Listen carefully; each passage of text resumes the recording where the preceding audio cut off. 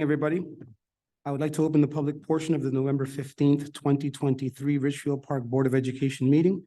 The time is now 7:31. Let's begin with a salute to the flag.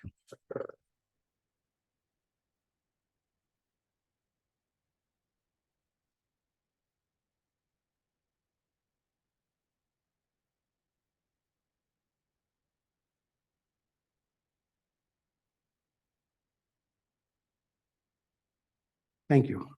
Mr. Beisig, can you please read the Open Public Meetings Act statement for us?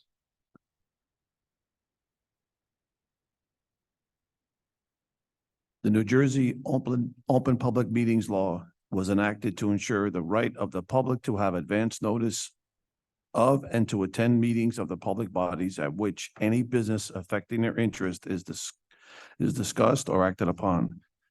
In accordance with the provisions of this act, the Richfield Park Board of Education has caused notice of this meeting to be published by having the date, time, and place therefore posted in the Bergen Record, Star Ledger, Municipal Building, Board of Education offices, and a district website.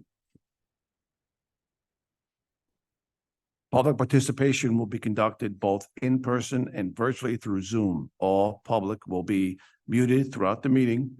Public participation comments are limited to 5 minutes.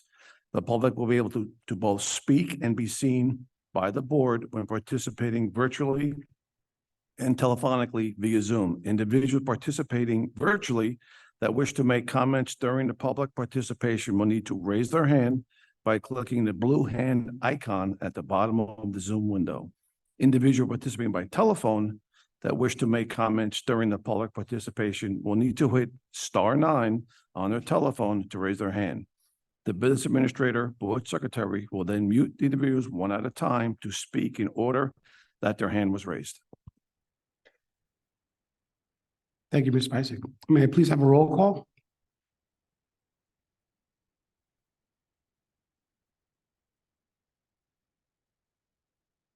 Yes, Mr. Cathcart.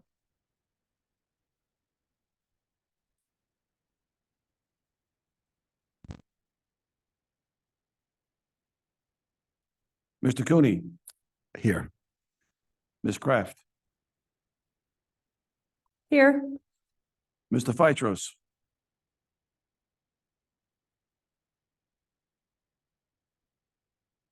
Did they lose in service in their end?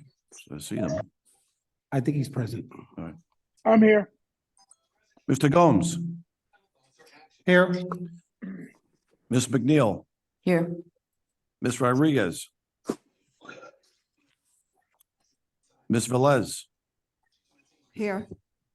Ms. Orth. Here. President Martinez. Here. We have quorum.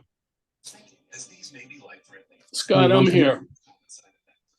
Yeah, I saw you. I got you.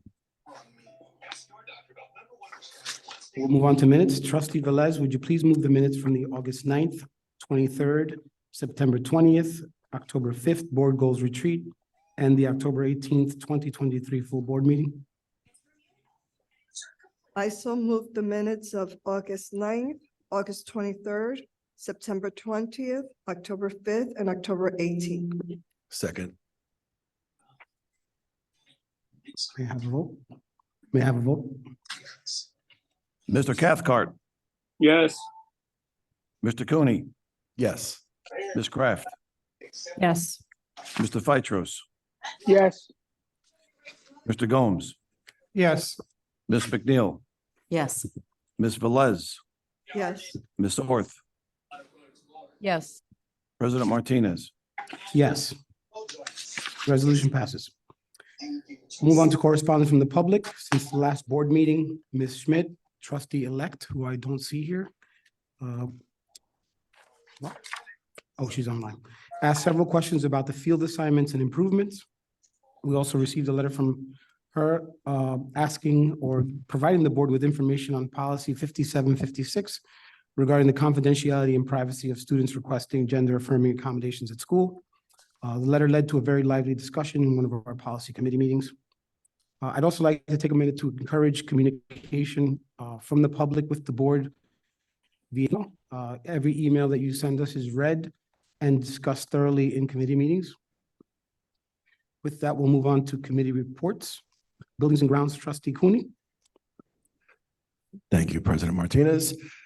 Buildings and Grounds meeting was on Monday, November 13th at 5 p.m. In attendance was Dr. V, Ms. Triglia, Mr. Beisig, myself, Dr. Martinez, President Martinez, Vice President Orth, and Trustee Carol Velez. We discussed district goals, a progress update, where Dr. V updated the committee on the ongoing district goals and where the district is headed within the near future, with expanding programs and reconfiguring new office space for the PEA, the pre-K, the special education, and the Board of Education offices. The business office restructuring, district operations manager office space is looking to be placed in the business office. Dr. V also covered the interview process for the new hire of the district's operations manager. Regarding the ROD grants update, 3 of the grants were awarded to us, 1 for Grant School, 1 for Lincoln School, and 1 for the junior high school. The pending ROD grant submissions were reviewed by the committee. For Grant School, the nature of the project is the removal of the existing HVAC air handler in the multipurpose room and replacing a new unit. In Lincoln School, also HVAC, the nature of the project is removing the existing air handler in the cafeteria and replacing a new unit. And the high school, the ROD grant, there are 3 options. It will either be in the gymnasium, the HVAC system, it'll be in the auditorium HVAC system, or the cafeteria HVAC system. That decision will be made by Dr. V and his administrative team based on needs and priority. The final approval letters are due out shortly from the Department of Education Finance Office.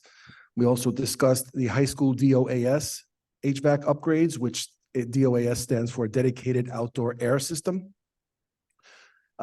Excuse me. The kickoff meeting was reviewed and the notes were disseminated to the committee. The SDA and the NJDOE Emergent and Capital Project Maintenance Needs Funds, sorry, that's a mouthful. We were awarded $52,377. Thanks to the work of Mr. Beisig, Dr. V, and his administration, we were able to acquire these funds, which would have otherwise been left on the table.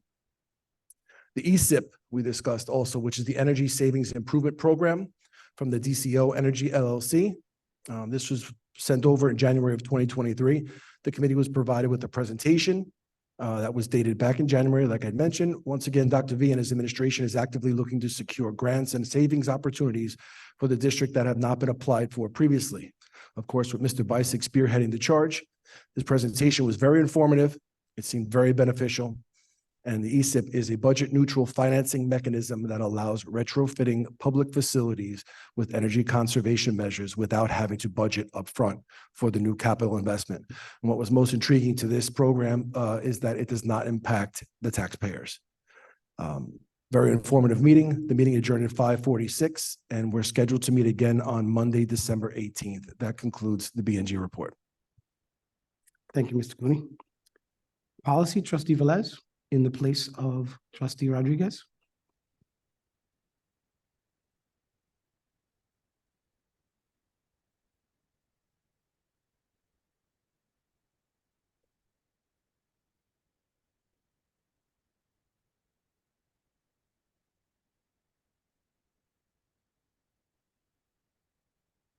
We're sharing a computer, so sorry for the wait.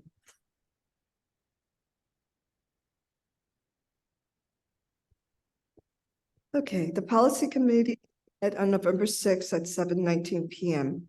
Committee members in attendance were Dr. Vespignani, Ms. Triglia, Mr. Disler, Trustee Rodriguez, Dr. Martinez, Trustee Orth, and myself. Dr. Vespignani provided us with an update on the district goals, progress update, and policies that are on tonight's agenda.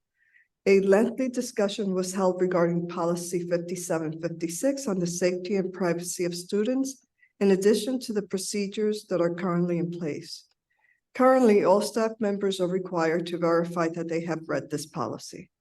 Dr. Vespignani will follow up with the committee on the district's current protocol for supporting students under this policy. Legal counsel advised the committee not to pass a policy that could violate New Jersey's law against discrimination and the current New Jersey Department of Education's policy on transgender student. In regards to sick leave policy, further discussion is warranted. The superintendent shared guidance on the right to privacy and eligibility of resident, non-resident students, specifically the privacy of teachers and students. Our next meeting is scheduled for Tuesday, December 12th. Thank you. Thank you, trustee Velez. And I'll follow up that Dr. Vespignani will be providing an update on the Home to School Connection meeting that just happened. And I will take responsibility for dropping the ball in the Social Justice Committee meeting, which you sent me an invitation to, but which I neglected to respond to. I'll get you next time. Faculty and programs, trustee Kraft. Good evening. The faculty and programs we met on November 6th. Present were Dr. Vespignani, Assistant Superintendent of Schools Carmela Triglia, Board President Dr. Martinez, myself, Trustee Rodriguez, and Trustee Gomes, as well as Vice President Trustee Orth. The first order of business was the progress of district goals. Dr. V provided progress on targeted goals with regards to instruction. There was discussion on PLCs and the significant progress that has been made. Human resources goals were discussed. We discussed BSI and the reading programs and the need for universal screeners in both ELA and math and collecting multiple data points to come up with the criteria for intervention. We also discussed the same process for our ESL program. We discussed all of the faculty and programs items for our proposed agenda for today. The second reading of board policies, the job description for the student assistance coordinator position that's on today's agenda was discussed at length, as well as the wellness center that's going to be created. Both the committee and high school staff reported being very excited about this endeavor. We discussed Dr. V visiting Lodi High School within his administrative team to look at some of the programming there at the recommendation of the county superintendent. We discussed the offerings on the November 7th Professional Development Day from the K to 12 level. Lots of great work happening there. We got an update on the preschool, the professional development that was being provided to preschool staff. And we discussed the very well-attended and successful Parent Academy event by the Homeschooling Connection Subcommittee. We will be meeting again on Tuesday, December 12th. Thank you, trustee Kraft. Finance and Insurance, trustee Gomes. Thank you. The Finance Committee met on Monday, November 13. All members were present, along with the superintendent, assistant superintendent, and the BA. We discussed the FI resolutions on the agenda tonight, and Dr. V provided the committee with an update on district goals as they relate to finances. He explained that they have created a position control roster, which lists the salaries for all staff and would allow the administration to have a better idea of the amount of money spent on salaries. He also explained that they're looking to develop on growing our special education Scarlet Studio for 18 to 21-year-old students. Currently, the program has only 3 students, and it can be expanded to include paying students from other districts. Dr. V also said that the administration is looking into space for central office since staff is spread out in different locations. We discussed the business office restructuring to include a district operation manager. The administration is looking to make a recommendation for the district operation manager, which is on the agenda for tonight's meeting. Dr. V will provide a detailed presentation on this in his report, but it will result in a savings to the district. Next, we discussed and we'll provide an update on the ROD grants. Trustee Cooney gave some details on which ones were approved. There were 4 that were not approved. The district can decide if they would like to pursue the projects for the 4 that were not covered by the ROD grants. Of the 4 that were not approved, the most pressing would be the replacement of one of the roofs. During his mid-year budget review, the BA discovered there were several errors in our finances made by the prior administration. The BA has corrected them, and the corrected information was sent to the county and our auditors. In his review of finances, the BA also diligently corrected several matters of a financial nature, including securing previously not pursued grants, reviewing outstanding invoices for accuracy, and making adjustments and transfer to ensure timely payments. Finally, the June reconciliations have been taken care of, and the audit of last year's financials expected in early December. Thank you, Mr. Bissig and the rest of the administration team for your diligent and hard work. We greatly appreciate all that you do. That's my report. Thank you, trustee Gomes. Personnel, trustee Orth. The Personnel Committee was held on November 6th at 5 p.m. The following members were in attendance: Dr. V, Ms. Triglia, Dr. Martinez, Trustee Kraft, Trustee Cooney, and myself. During the meeting, Dr. V presented a comprehensive update on the progress towards our district goals, focusing particularly on streamlining HR operations. The committee discussed the rebranding and updating of the employment tab on our website, new hiring and interviewing processes, and the incorporation of student-developed questions into the online application process. A significant recommendation by Dr. V is on tonight's agenda in the recommendation of Mr. Paul Ego to the newly created District Operations Manager position. The committee reviewed Mr. Ego's extensive qualifications and successful interview process, which Dr. V will provide further details on during his superintendent report. The restructuring also involves the reduction in force of the current Director of Technology and Director of Facilities positions. The board would like to recognize the contributions of these individuals and wishes them continued success in their future endeavors.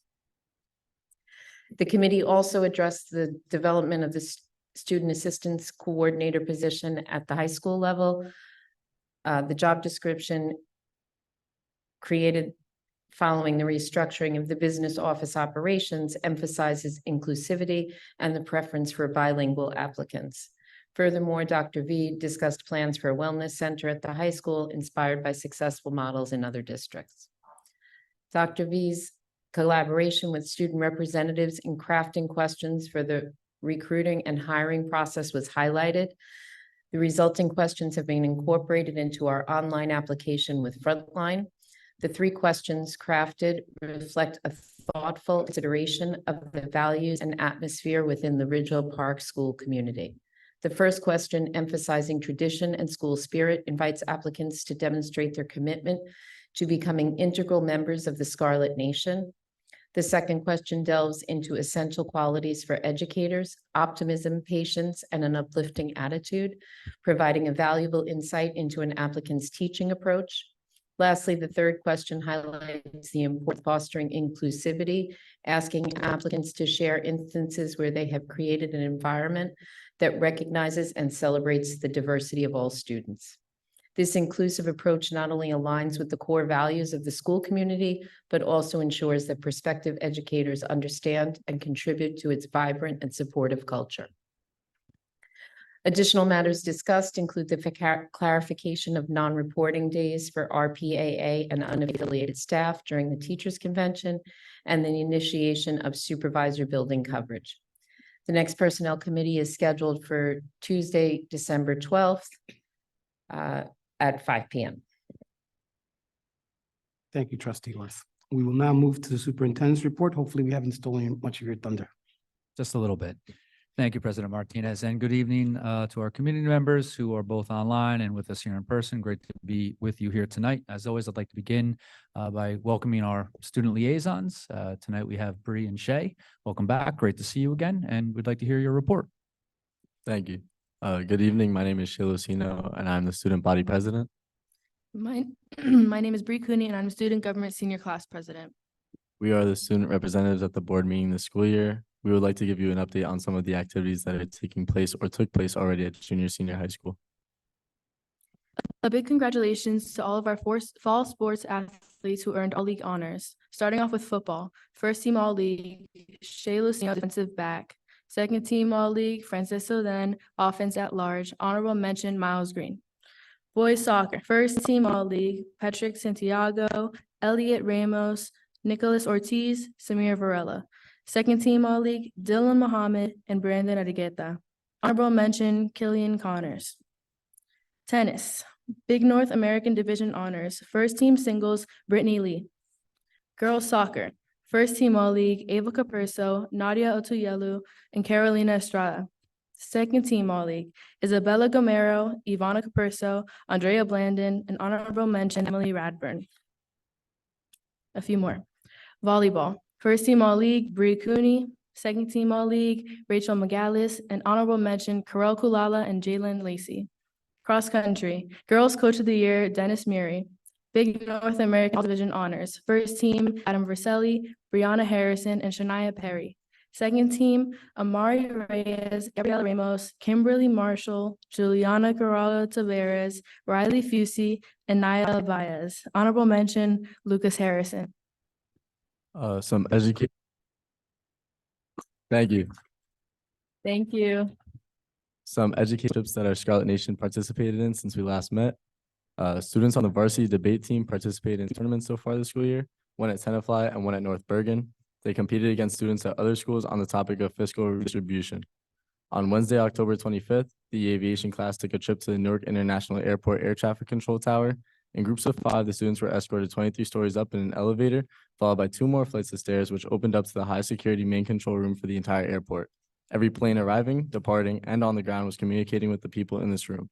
While the students on the ground were waiting, they were accompanied by 2 off-duty air controllers who helped to better explain their day-to-day jobs and answer questions. Thousands of planes a day come and go through that tower. The students were briefed on different stations within the control tower and were able to watch and hear the controllers talking to the pilots, directing the planes taxiing, landing, and taking off. Students in Mr. Big Business class had the opportunity to attend Sports Business Day at MetLife Stadium, sponsored by the New York Jets. The purpose of this trip was to learn about the inner workings of sports management directly from industry professionals. Students rotated among various locations around the complex to engage with a speaker from the Jets organization at each location. Speakers shared anecdotes about their own past and provided insight and information about pursuing a career in this field. For Veterans Day, our National Honor Society sponsored the annual display of veterans outside of our media center. This display pays tribute to the many veterans of the armed forces that are connected to Richfield Park. We thank them all for their service. That is all. Thank you.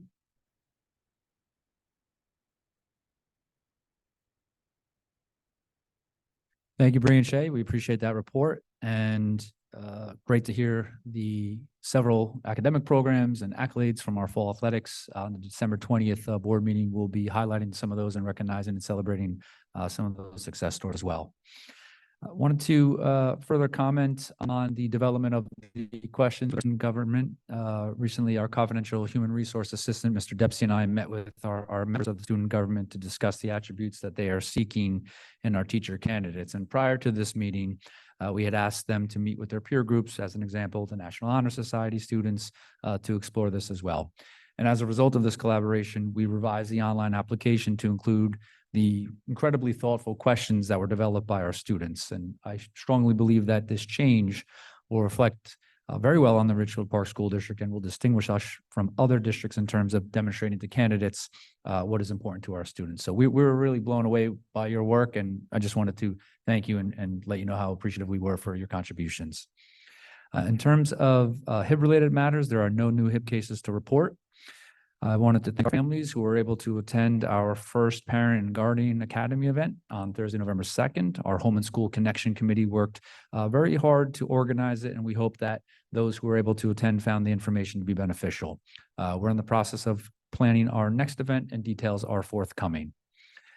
Very excited to be making a recommendation for our district operations manager this evening, and just wanted to share a little bit about the interview process and that candidate.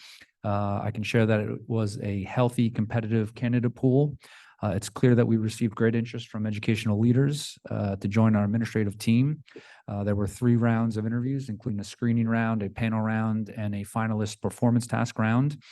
And very excited to be recommending Mr. Paulinus Igu, who has approximately 16 years of public school experience in operations, including working in the largest school district in New Jersey, as well as time working here in Bergen County.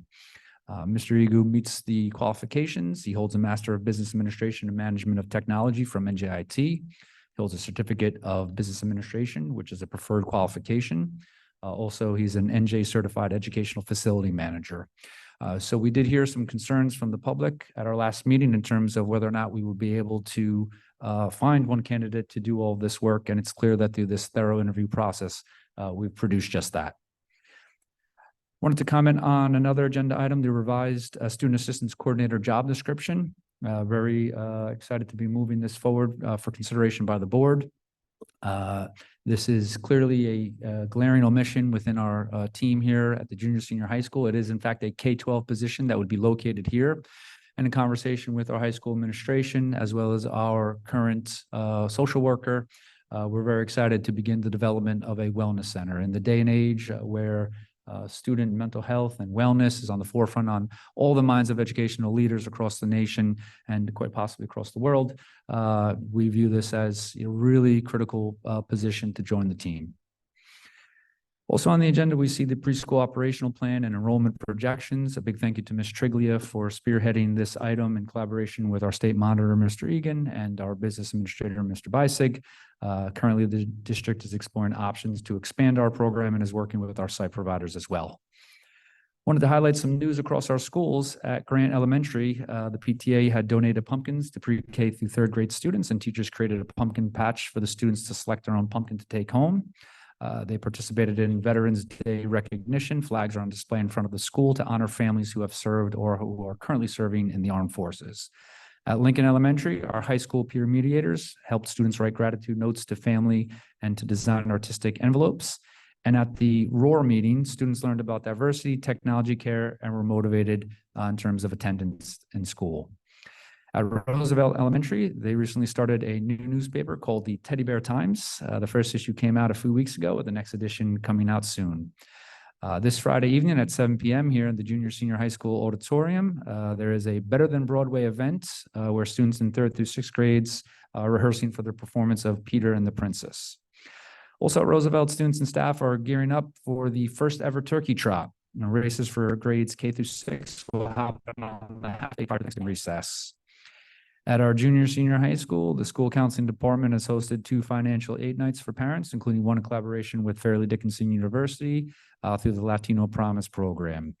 Juniors and seniors had the opportunity to hear author and speaker Matthew Bochi, who spoke about his own struggles with trauma, addiction, recovery, and healing. This opportunity was sponsored jointly by the Little Ferry and Richfield Park Police Department, so a massive thank you to them. 7th and 8th graders had their first social event of the year with the fall ball on October 26th. A good time was had by all. And that concludes my superintendent's report. Thank you, President Martinez. Thank you, Dr. Vespignani. I'd also like to thank the PTAs of each school and certain other organizations. We're going to do a better job of thanking you for work you do during the year, all the fundraisers, all the tricky trays, and donations that are made to the district, which really help fill in the gaps. I'd like to move now to the state monitor's report. Hello? You're on. Okay, I got disconnected here for a moment. So to my meeting tonight, as always, I certify that the district has sufficient funds for through the end of the fiscal year. That won't generate any deficit. I feel very strongly that the financially we're going in the right direction. The proof of that is going to be not that you're going to just rely upon what I said, but there were problems with the finances going back to June 30th. Those errors were all finally corrected with the help of the auditor and our new treasurer of school monies, together with the business office. As a result of that, we can move forward, and the audit for that year will begin in December and should be finished by January. And based upon that audit, I'll be able then to prepare, which I promised the board, prepare an exit interview for me, and we'll obviously be discussing that further later on. But that's just the status report for now. The other issue is that this, because it's going to be quite a step forward, which I think it'll be very good for the board and the people and kids in Richfield Park. And that's the expansion of the preschool program. We're looking to and evaluating a building in Richfield Park. I've been there, the superintendent's been there. We've inspected it. And we're going forward to see if we can take over that building on a lease basis to move forward. It would be, I thought we could get 8 classrooms there, and after having the professionals come in, the auditors and the architects, we can do 6, and we still have additional classrooms in private vendors. The goal is to be able to be in a position to create the preschool for 3-year-olds and 4-year-olds, so we can eliminate that lottery that we have each year because we didn't have enough space to educate those children. We're taking all this, it's going to be, gives the impression that we're moving too quickly, but everybody will be notified constantly. As far as the board is concerned, every month they'll get a report and through their committees as to where we are. We also be having the Bergen County Business Office come down and inspect the building. We're going to look at, once we get closer to it, definitely include the planning board. They should look at the building. In addition, the state building and grounds, basically, since this building has never been a school, they do a special audit and inspection of the building to make sure it's in compliance with all our rules and regulations. At no time will we enter into the district with the district to the building a lease agreement until all the T's have been crossed and all the I's have been dotted. And once again, let me, and the board knows it, to reassure the public that I don't know, I don't want to say it's new to Richfield Park, but since the new superintendent was appointed and formulated his business team, which I'm part of, one of our definite goals is to always keep the board totally involved, and we do that, and we do it in public, not in through the use of their all the committees to make sure that everybody's well informed. As everybody knows, at least I hope that they know, I haven't overridden the board on anything that they've done. Everything that we've done has been in complete cooperation with them, and they've asked, and once the details of the recommendations coming from administration, we have to totally defend that before the board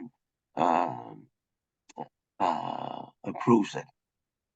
My goal is never to, unless it's a dire necessity, never to override the board. And that the board should have all the information because the board is in charge of the district. So moving on from that, the only other issue that I have that it's been discussed already, these ROD grants. The district originally put in applications for like 6 projects. We've only received back the go ahead for 3, and the question about that is that when the numbers were put together originally, and it's been such a long time ago, like a year, which is not like a long time ago, is we have to verify those numbers. We have to get a new evaluation of these numbers before we can proceed. There's been some new information that was released yesterday. I haven't fully been able to assess it, but that's where we are with the ROD grants. So ends my report. Thank you. Thank you, Mr. Egan. I'd like to also attest, as far as the board's concerned, that the state monitor has been very transparent with the board. The state monitor has granted as much access to the administration and vice versa. You can tell by the amount of detail in his report that the board has given him an earful about the concerns that the district has about leases and opening new schools and the history in this district. I think he's heard us. I see evidence that he has heard us and that we are going to move as slow as possible and that we have built-in outs on both the board side and the state monitor's side, that if this program is not going to be quality, if we're just going to rush quality, that we're not going to, nobody's going to stand for that. And so we are working together to make sure that we can expand this. It'd be a home run if we can. But if we can't do it all this year, it will be because we don't want to sacrifice quality. So thank you, Mr. Monitor.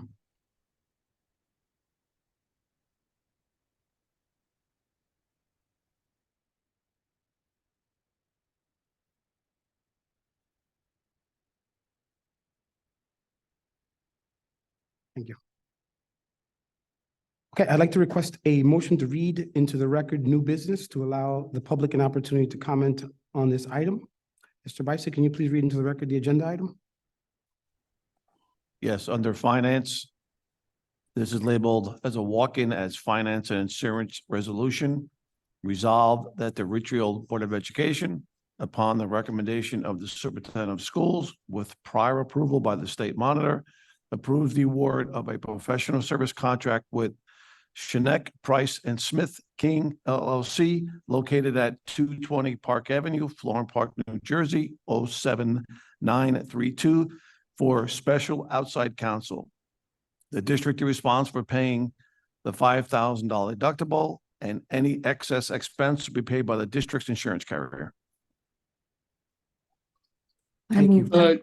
Scott, that's Richfield Park.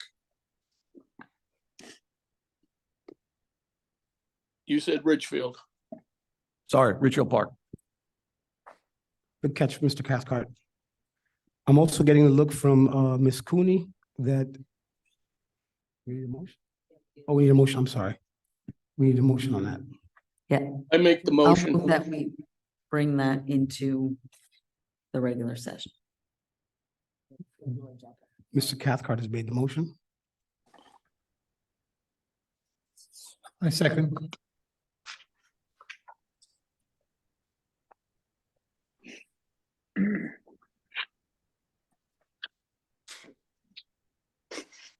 Roll call, please.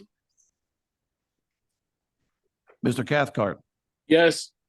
Mr. Cooney, Yes. Ms. Kraft, Yes. Mr. Phytros, Yes. Mr. Gomes, Yes. Ms. McNeil, Yes. Ms. Rodriguez, Yes. Ms. Velez, Yes. Ms. Orth, Yes. President Martinez. Yes. Thank you.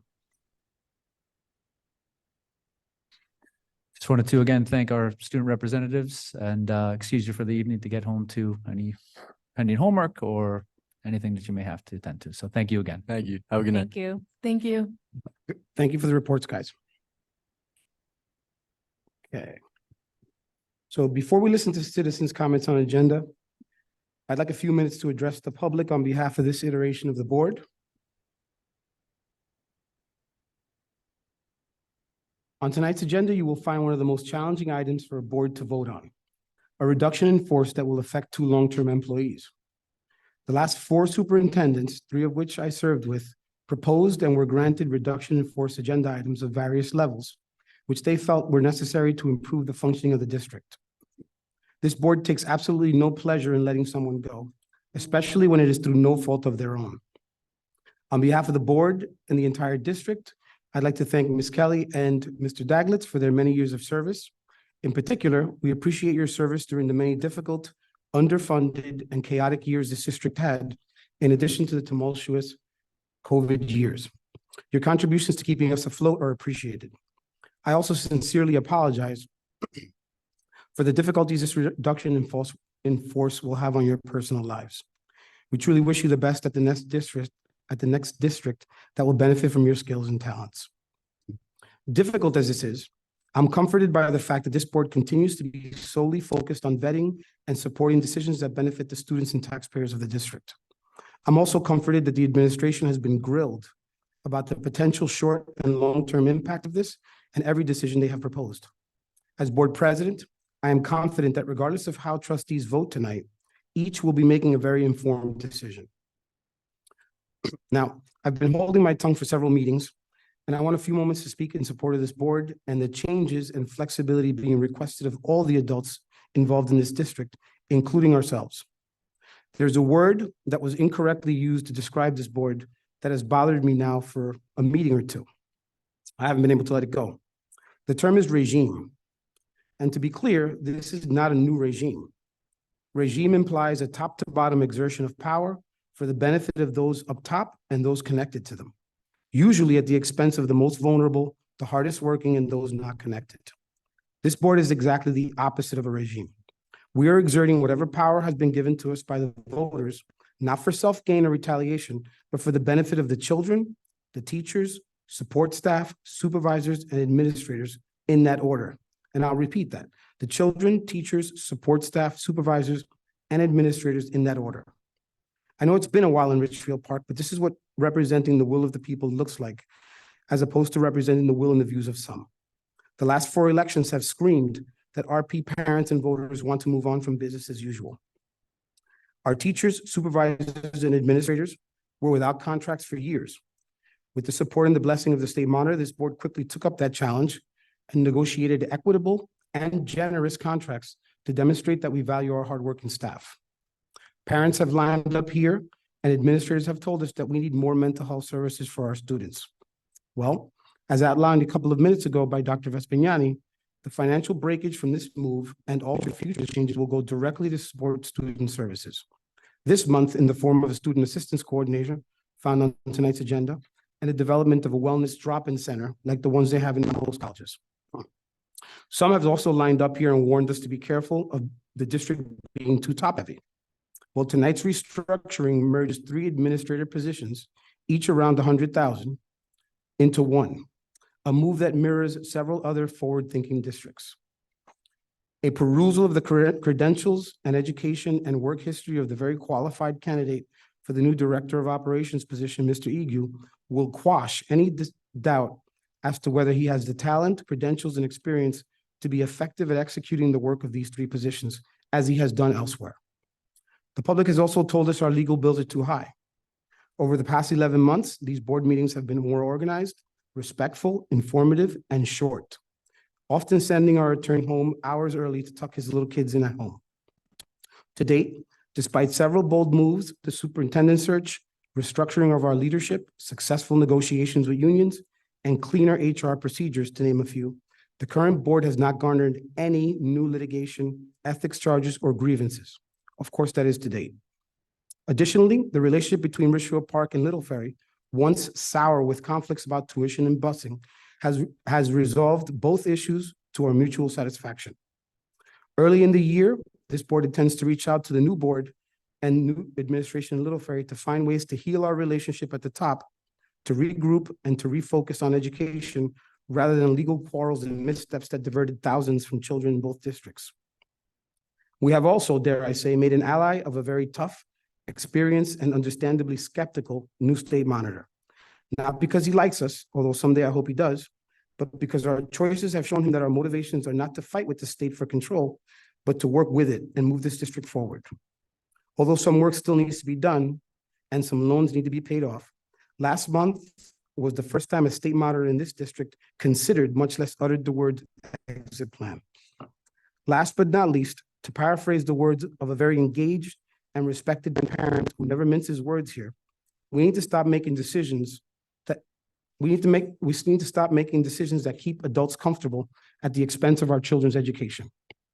This phrase has stuck with me since it was uttered over the summer.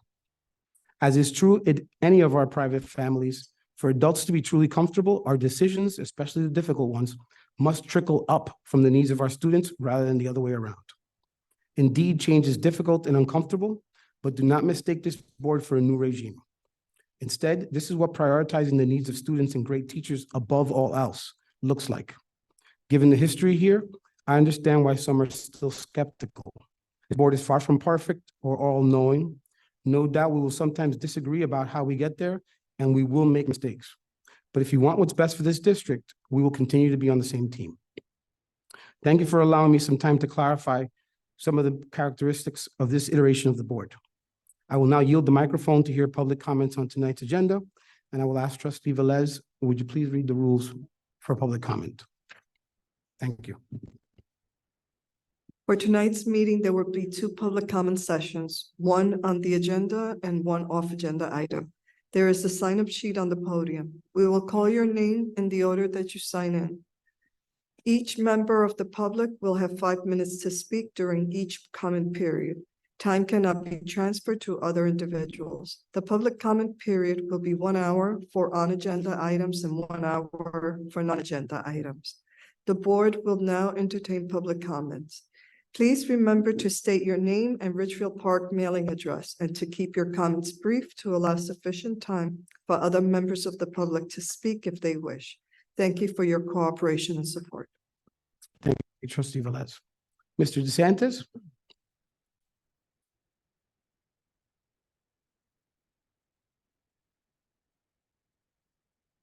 Good evening, everyone. Good evening. I think it's on, you just have to get closer. How's that? Congratulations again, Belinda, on your reelection. I am going to hold off comments on the PR speech we just got and to off agenda items. There are a number of items on this agenda that are disappointing, more resignations. Again, but there isn't time to address that because the main things on this agenda, to me, I could be here for 2 hours. 1995, and prior to that, and this part will be brief, the Board of Education at that time decided to outsource the custodians.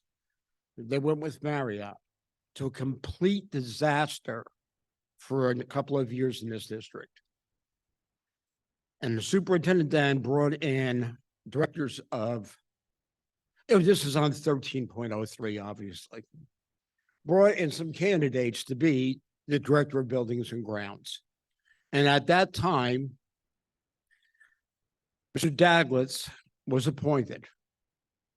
You know, and we talked about it back and forth because Mike was young and he was very, very confident, but he clearly outstood among the others. Here we are 31 years later. Unfortunately, the custodians have been outsourced again, but they are loyal to Mr. Daglitz. I don't know if any of you has taken the time, and I hope you're all paying attention, that you've taken the time to look at Mr. Daglitz's or Ms. Simone Kelly's job descriptions. I don't know if there should be a show of hands of who's looked, or perhaps you'd rather not do that. And then a job description for this new position that's going to be Superman, Superwoman. Mr. Daglitz rebuilt all the rooms at 98 Central Ave when the board offices moved to Lincoln. He runs the gas and electrical lines, repairs electrical issues, plumbing leaks, water damage, floor damage, and ceiling tiles. He's completely created and installed bathrooms in Lincoln School and the high school nurse's office. He puts in hot water heaters. He's installed all the drop ceilings in this high school. He created the very platform, and there's been more than one. One of them he created that you're all sitting behind. He runs and fixes the AC. He puts in well over 40 hours a week, more hours than I could probably count. He created the platform, did the tiling to install the behind the steam tables for Pomptonian. Do you realize how much money that saved the district? Does anybody have any idea? I'm going to take it you don't. We installed the catch basins on the underground drainage piping in the oval, of course, on his own. The estimate was $70,000, and the final cost to the board was $7,000 because of Mr. Daglitz's involvement.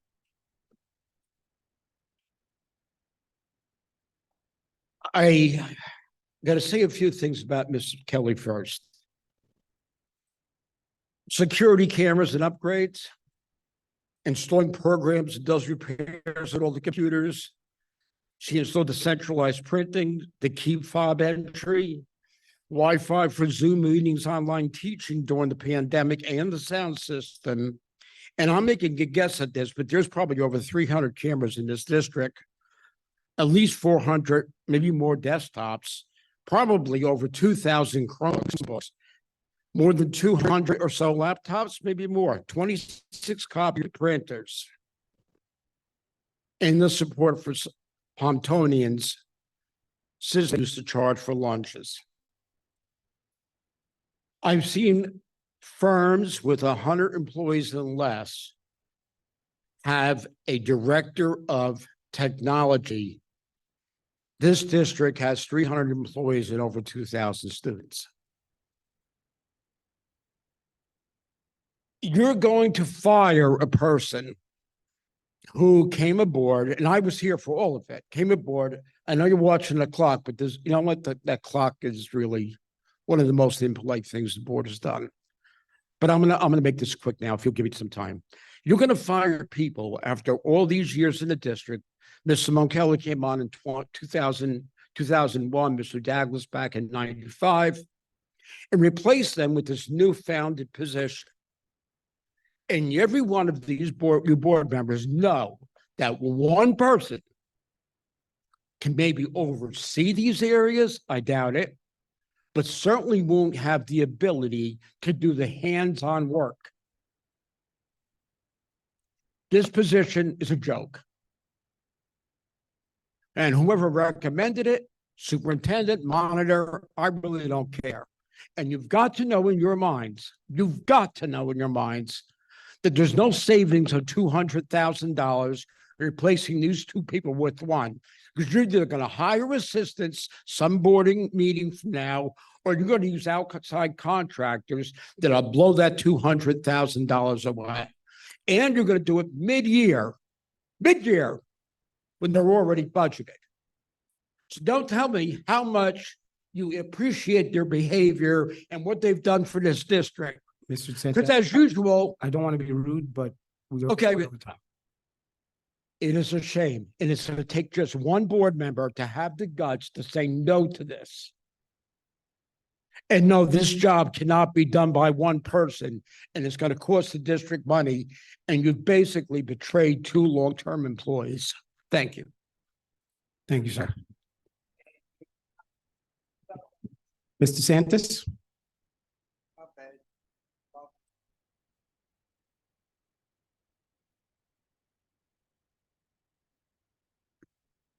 Susan DeSantis, 15 Homestead Place.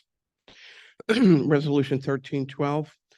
First of all, I'd like to say this position, I find it very interesting because this position looks like it was written for this person and not the other way around.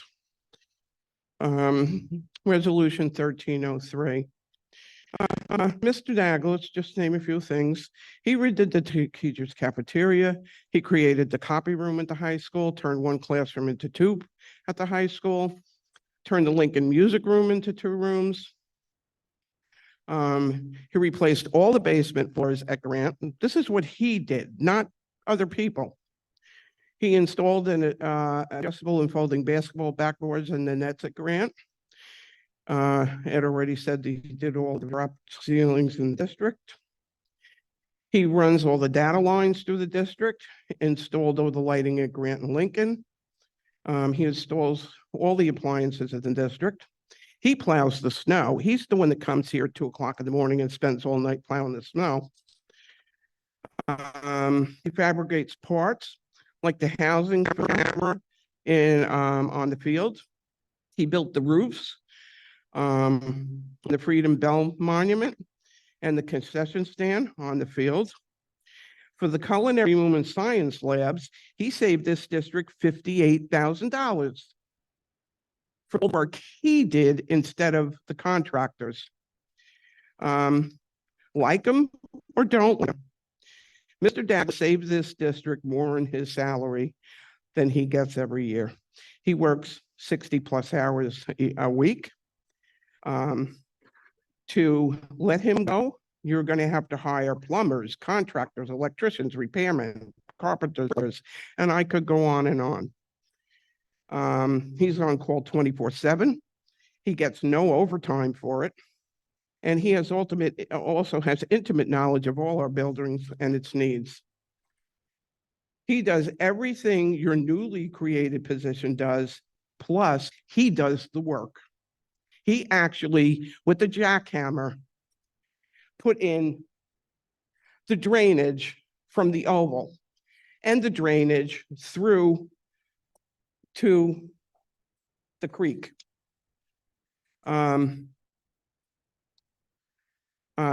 Simone Kelly, she did security camera upgrades.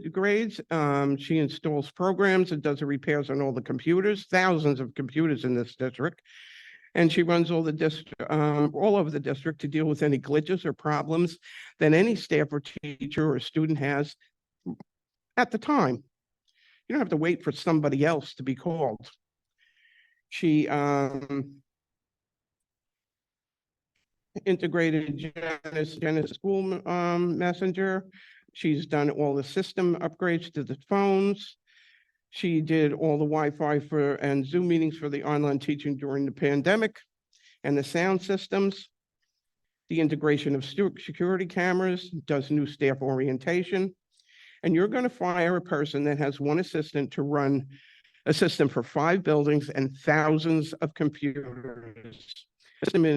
Again, and hire someone that has to go, hire someone that's just going to oversee these jobs, that you're going to have to go out to an outside person or firm to come here when they're ready. It's plain to see what you're doing is retribution for their allegiance to this district in prior investigations and the false accusations that Mr. Egan made at a board meeting 2 months ago. And Mr. Egan, I'd like to ask you again, what was the result of the investigation of Mr. Douglas, Ms. Kelly, and Dr. Bender as to the BA that backed out of the job? What you're doing is again setting this district up for 2 more justifiable lawsuits, as the previous board has done. I guess that's all I have to say, because I know I'm telling you this. I know that you don't really care. You listen, but you don't care. And what you're doing is absolutely appalling.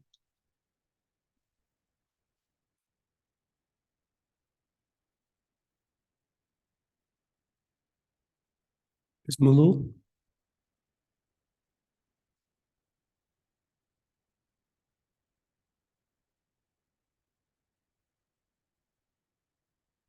Janet Malul, 163 East Grand Avenue. I'm baffled. I truly am. And what I'm baffled about is that this board sat through the years of Dr. Haynes trying to do 2 jobs, not 3 or 4 or 5, 2 jobs. And every time we went to another board meeting, another person was hired to help that position. Another stipend was given to someone else. And if you happen to be at the board meeting where I said it reminded me of the 12 days of Christmas, because every time we added a new line of people. And yet you're repeating this. Our superintendent is new to be a superintendent and is new to the district.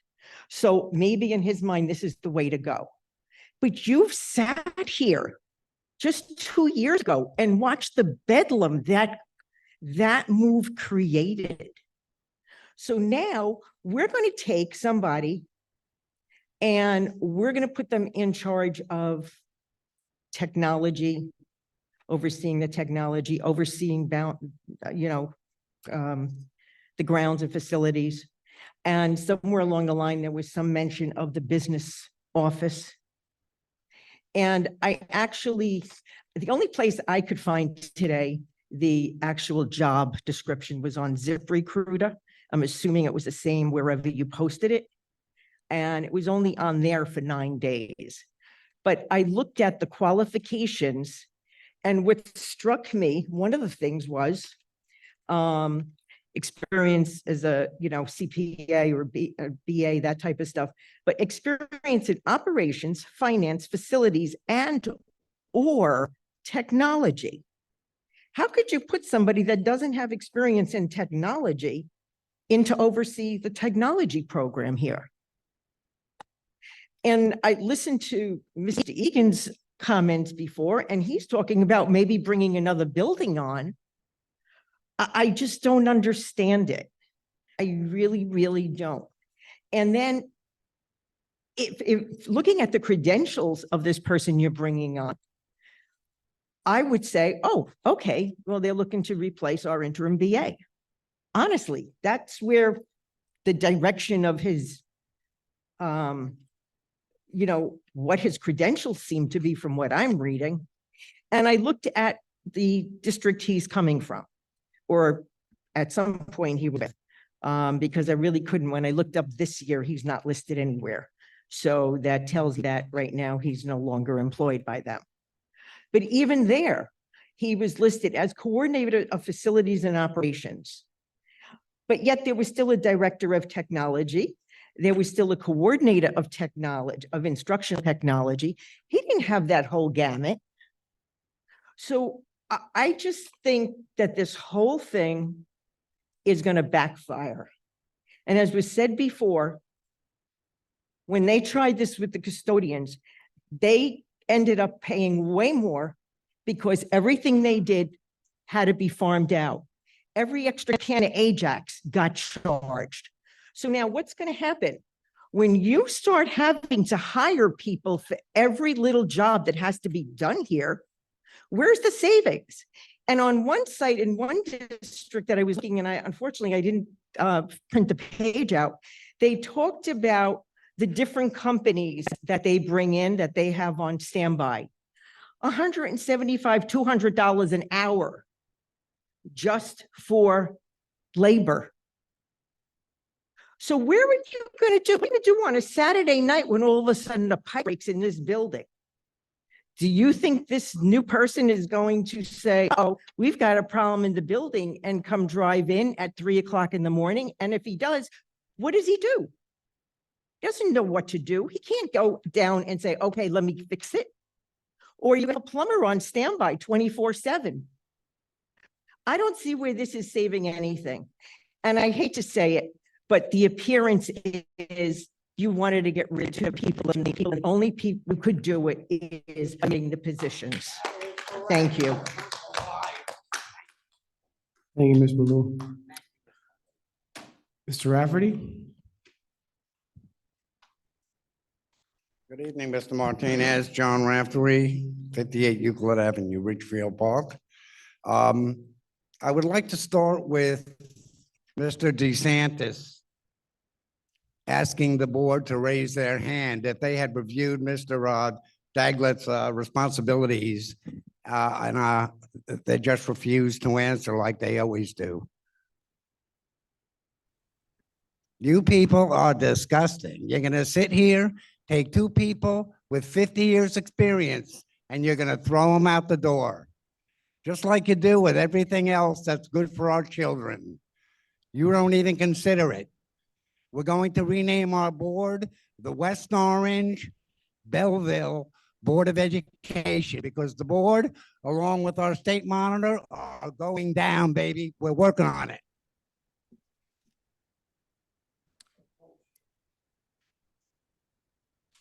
Do we have anybody to elevate?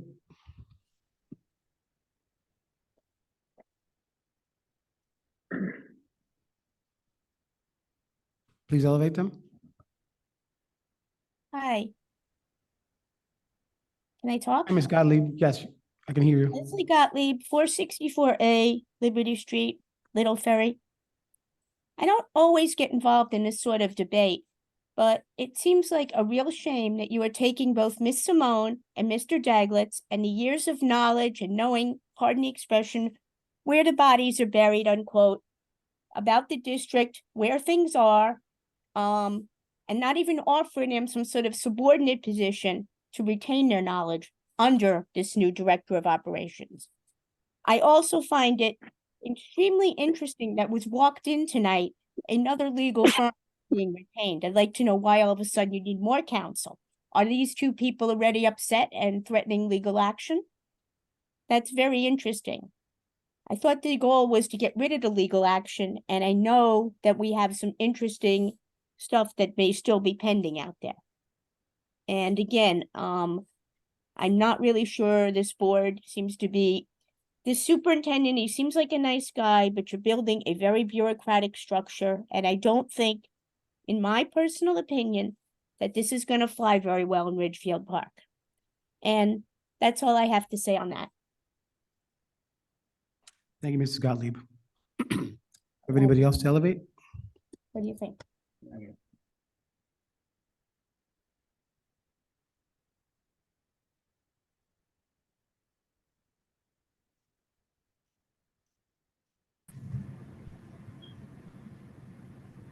Can you hear me? Yes, we can. Good evening, Ms. Malou. Address, evening. please. 163 East Grand Avenue. Sorry, I can't be in person, but I got pretty sick over the weekend. I have one quick question before I get into my comment. At what time is it best to ask and comment on the state monitor's report? Can I do that now? That would be off agenda. Okay, then let's talk about the reduction in staff. In 1995, Dr. Reitmeyer, myself, and the members of the Building and Grounds Committee went to Cliffside Park where Mr. Daglitz was employed, and we visited the Cliffside Park school system because he was the front runner in the position as a candidate. On our way back, we all were in Dr. Reitmeyer's car. Dr. Reitmeyer's comment was, we have to steal this guy from Cliffside Park. He's that good. And I think that you heard people testify how good Michael is. I can tell you, living 4 houses from the high school, I actually watched Michael operate the backhoe when he installed the drainage system to save the district a tremendous amount of money. I think that what we're doing is a tremendous disservice to the taxpayer in that we're taking away a tremendous savings by having somebody in-house who can do all of these things. And yes, we might think it's nice to have a director of buildings and grounds, but that director of buildings and grounds certainly is not going to, I don't believe, have the ability to do with his hands what Michael can do. I think we're going to end up, if we end up looking at a cost analysis, we'll see that this is actually going to cost us a significant amount of money. And I don't think that we're doing the right thing, because we're going to be taking money that we should be using to educate our children and applying it to plumbers, electricians, and other contractors. To be very honest, I think that this should be further evaluated. And as an incoming board member, I really wish that this was something that we had the opportunity to discuss after January 5th, so that the new board members could be participating in this. I don't think that a lame duck board should be making these types of decisions. But that's my comment for now. I'll be back off agenda to ask the state monitor a question. Thank you for your time. Thank you, Mr. Malou.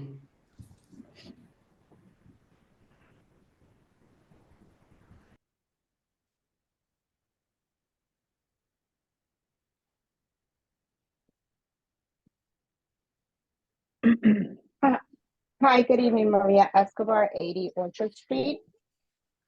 Good I evening. have 2 questions. With the student safety policy, I can't find that policy anywhere listed on the agenda.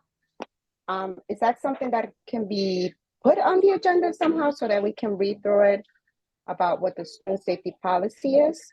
Because I'm not really quite sure what that entails. And I think parents should be aware if they're having any concerns or issues from either physical abuse or mental abuse or emotional abuse that this is going to entail. I think parents need to be aware of that, and they should also have a say on it. Second, with the wellness center, is this something that parents are also going to be included into the decision of implementing the center at the high school? And who's going to budget for this? Where's the money coming from? Who's going to support this financially? Is it the state? Is it a federal government? Who is budgeting for all of this?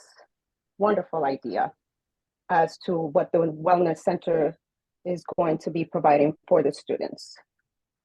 And I want to give a shout out to Grant School for their recognition of the veterans and the beautiful banner that they did with the names of many veterans and family members that have served for our country.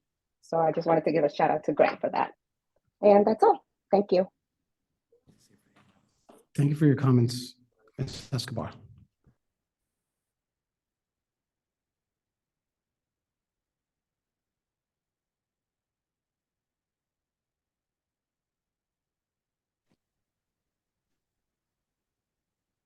Good evening. Yes. Valerie Ferraro, 436 Teaneck Road. Good evening. Yes, I'd like to make a comment about the elimination of the position of Mike Daglitz. To be very, very honest, if anyone were to ask me, do I like Mike Daglitz? My honest answer would be no. I never cared for his personality. Let's just say he was not my cup of tea. But to be fair and to be equally honest, for the 6 years that I served as a trustee, all 6 of which Mike Daglitz was in charge of the buildings and grounds, I could not even calculate the thousands and thousands of dollars that he saved this district because of his talent. So I find it incomprehensible that you could replace him with another individual that's going to wear several hats. I just can't understand how this person could have the skills that Mike possesses, be it carpentry, electrical, or anything that you could name. As I say, like him or not, but his talent is unquestionable. And once again, if you eliminate him from the position, when catastrophes arise, and they do, we all know that they do, you are going to have to hire outside people, be they plumbers, carpenters, or whomever, to do the job that Mike was able to do. So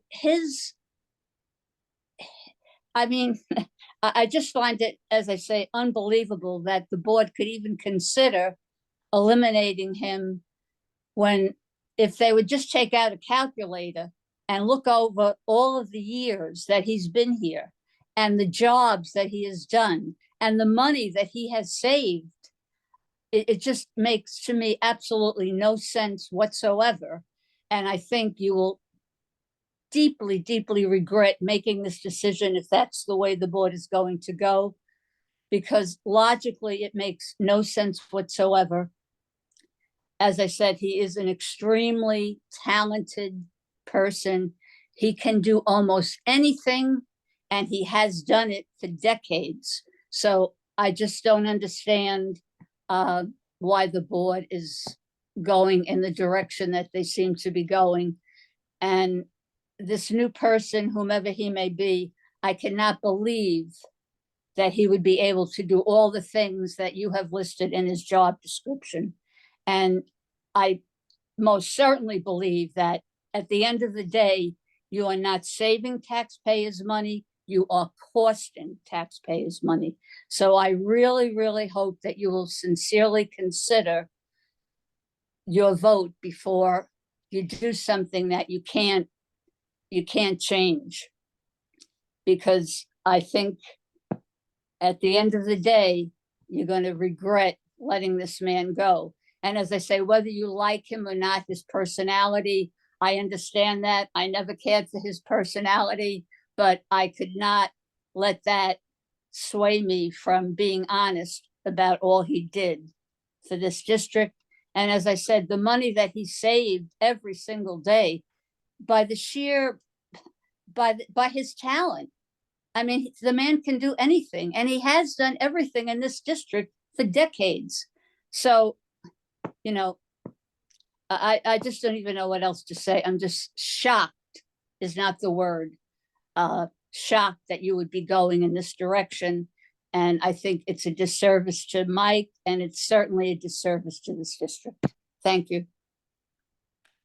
Thank you, Ms. Thank you, Ms. Ferraro.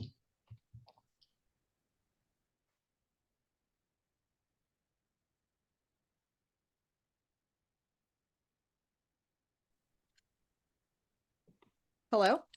Hi, Ms. Baloo. Hi, is the Wellness Center on agenda or should I wait till off agenda? I think that's off agenda. Okay, I'll come It's back. not currently on the agenda. Do you want to come back or do you have other comments?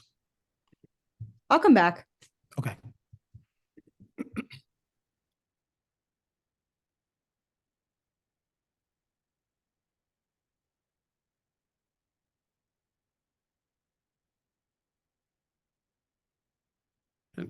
Nobody else? Okay.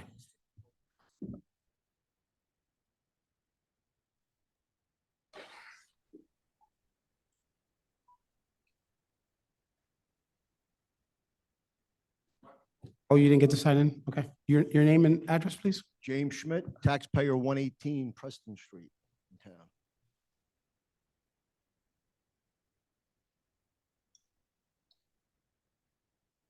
Yes, sir. So I guess I'm a little late to the game because I hear a lot of the comments as I was walking in, but I don't know who makes these decisions, if it comes from the superintendent or the business administrator. But as I understand it, you're hiring a guy for $130,000 a year to take over 3 positions and you're calling him an operations manager. If that's accurate, I don't know, but it seems that's what I read someplace.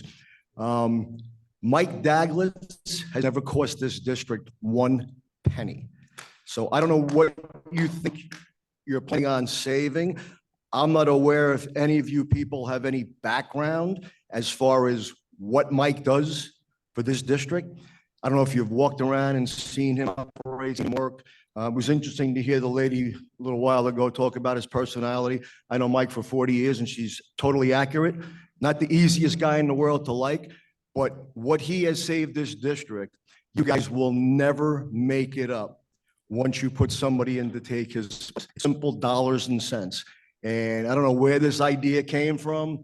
You know, it looks like you're trying to save money, 130 grand to replace 130 and the other 2 people, or the assistant business administrator role, whatever that, you know, position entails. But to think that you're going to save money by eliminating his position, you're foolhardy. And I would like to see next year when I come back and look at what you spent, all the things that Mike Daglitz does for you people in this town and for the school district. It's just the dumbest thing I've ever heard in my life to think that you're saving money replacing that guy. Enough said. Your comment, sir.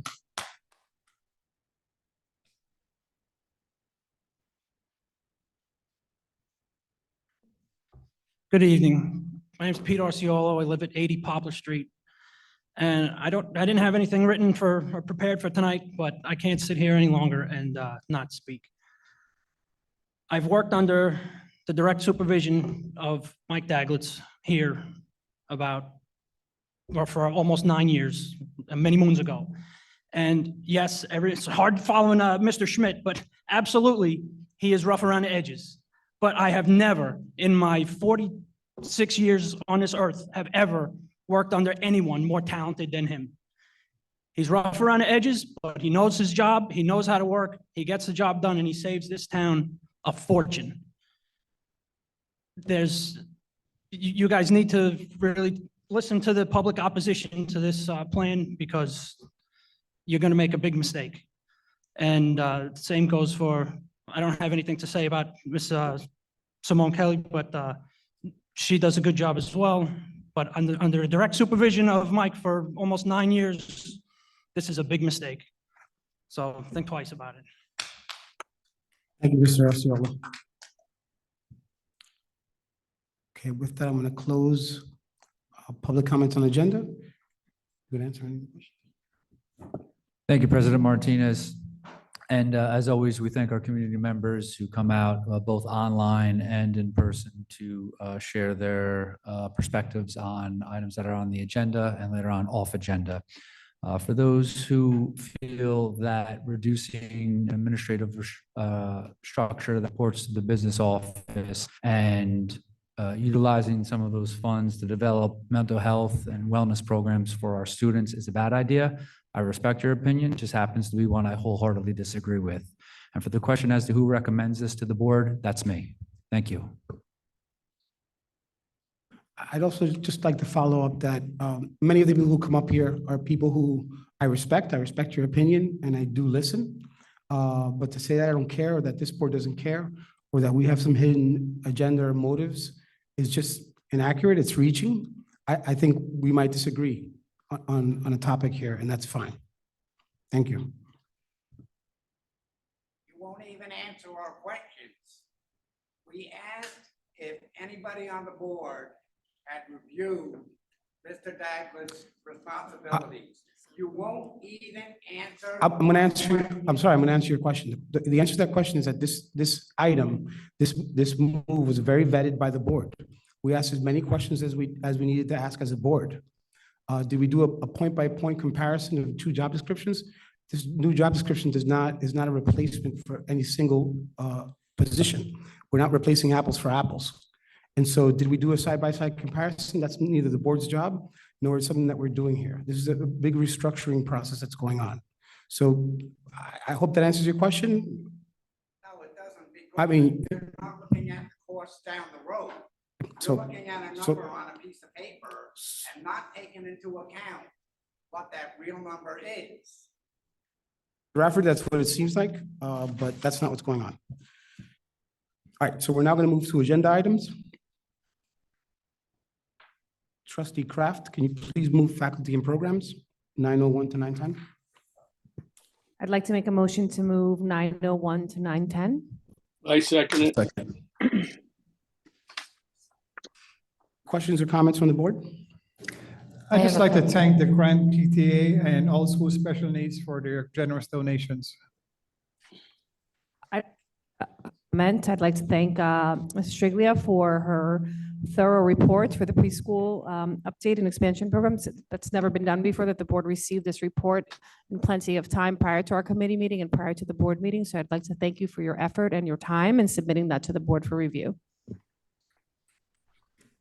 I'd like to make a comment on item 905, just to say how happy I am to see the creation of this much needed, much asked for position that will have a direct impact on our student body.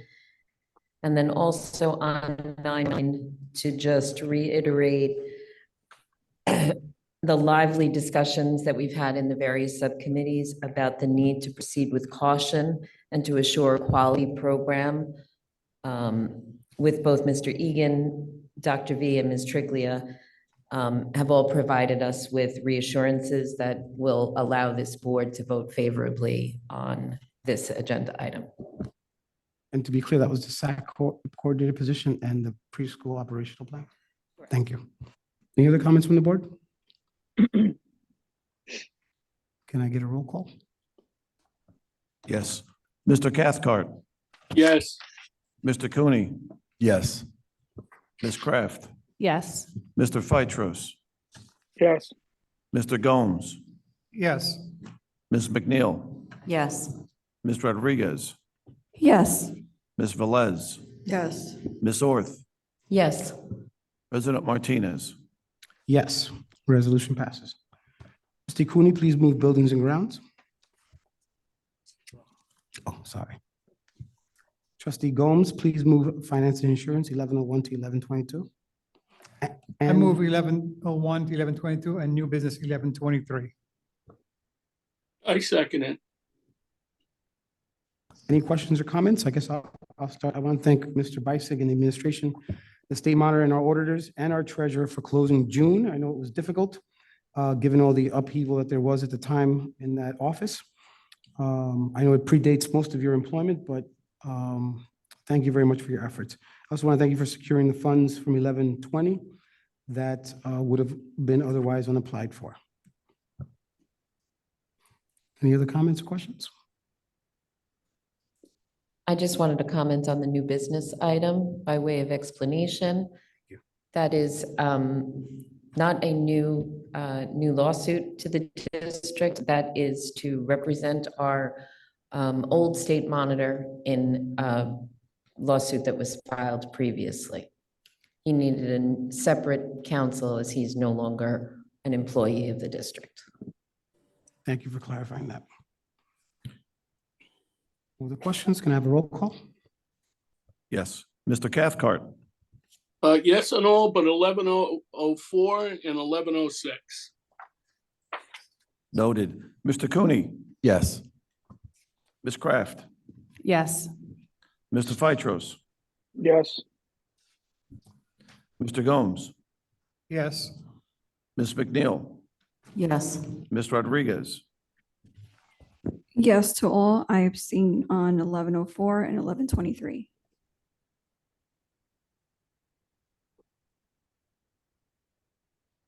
Ms. Velez, Yes to all. I abstain at 11.13. Ms. Orth, Yes. President Martinez. Yes.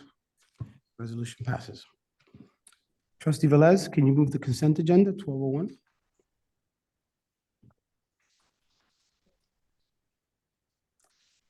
I so move consent agenda 1201. Second. Any questions or comments? Seeing none, can I have a roll call?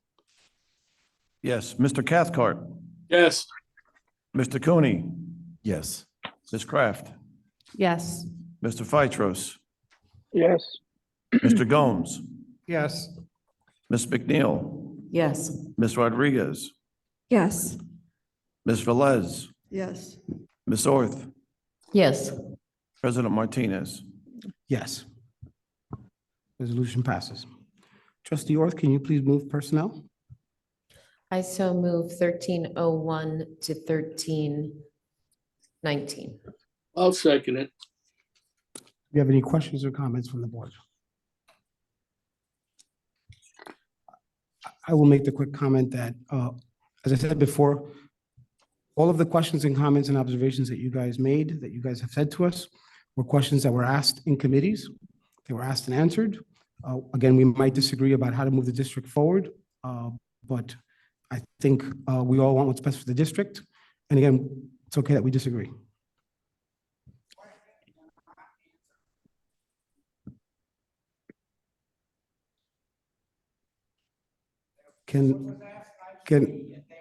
If you'd like to speak during questions off agenda, that's fine, but we're trying to keep order in the meeting. Can I have a roll call, please?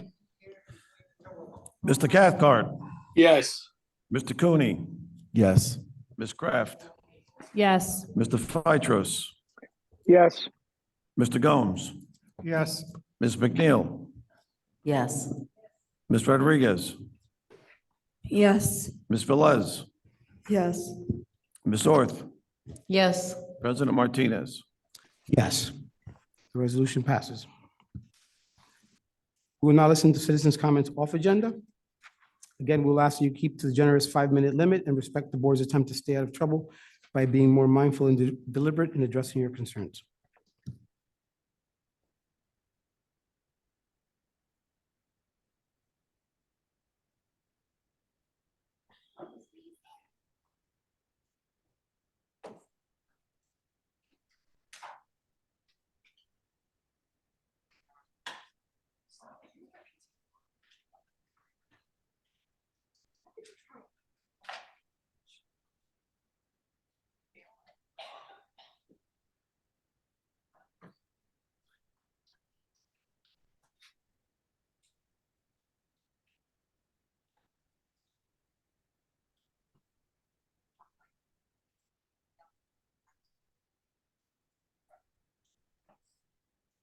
Okay. Marianne Hopper? If I pronounce your name correctly? This is on, right? Yes, I it have is. a question. Roughly how much out of district Is it to come to school here on a daily basis per one day? About how much does that cost? If a child wants to come here at a district, how much do they pay daily to come to our schools? Yeah, it's not, I mean, if these are questions you have, ask them of the BA and we can give you a number, but that's not really, like, we're not prepared to Okay, answer that well, question. there's a ton of kids that don't belong in this district who are in this district. And I'm talking about Hackensack residents, Teaneck residents, and so on. Everyone's paying taxes over here. You guys are talking about a budget. We wouldn't have a budget if you guys cleaned house as you're supposed to. This whole board is a fucking mockery, excuse my French. I'm 33 years old. I've been in this district since I was, 6 years old? So 96 to 2009, I graduated from this high school. I was kicked out of this high school because you guys didn't accommodate. Back then, it wasn't accommodated for children like me, troubled kids, as we call it, right? So of course, I got sent out to an alternative school. I was brought back into district, biggest mistake they ever made. You know, they had to write a whole letter to the courthouse because I got into another fist fight here because they were at liability, the same way you guys are at liability right now, especially Mr. Joseph. An assault took place on school grounds. A threat took place on school grounds. You guys are open to a lawsuit right now from me directly. And trust me, the day is coming. Thank you, Ms. Howard. I will sue you motherfuckers and send it back to the district for our kids. The kids who deserve it here, not the kids that are here at the district, who we have to pay for. Because we Miss- still pay taxes here, you guys don't. Ms. DeSantis?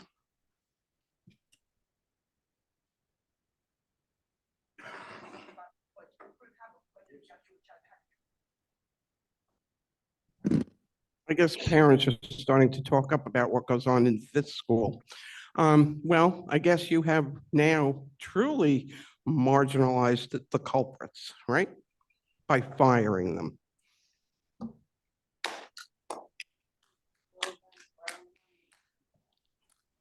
Mr. DeSantis?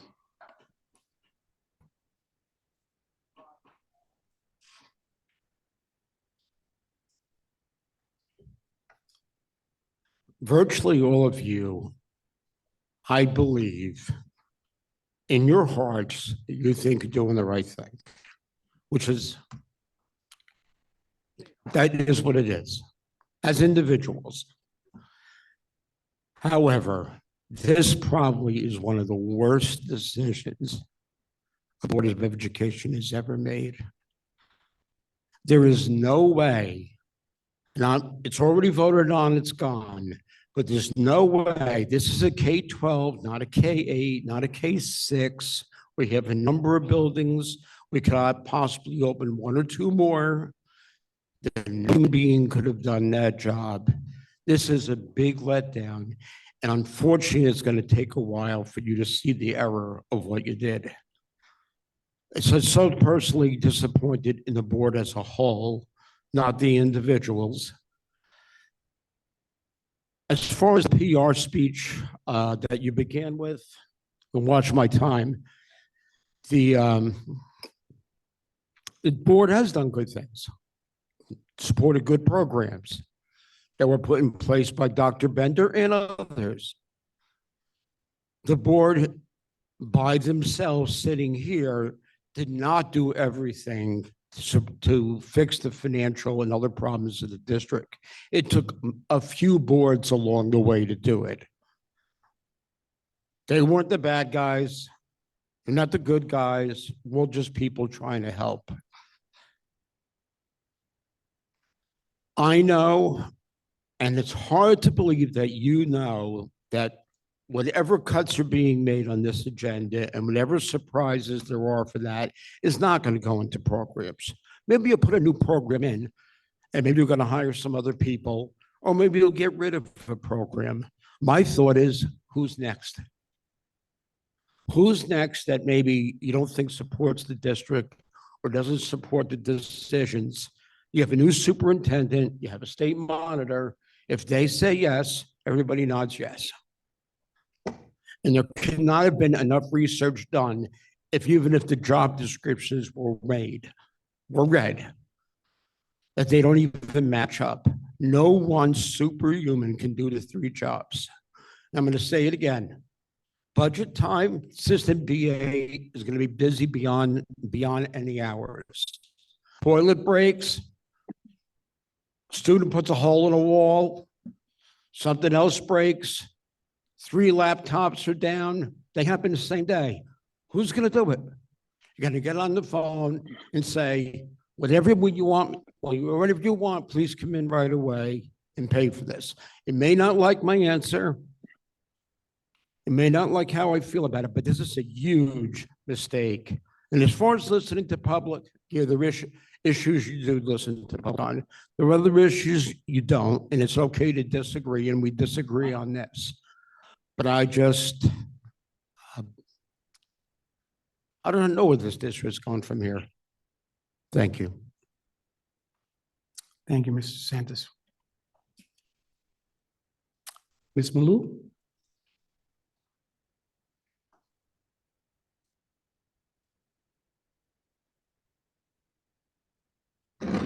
Janet Malul, 163 East Grand Avenue.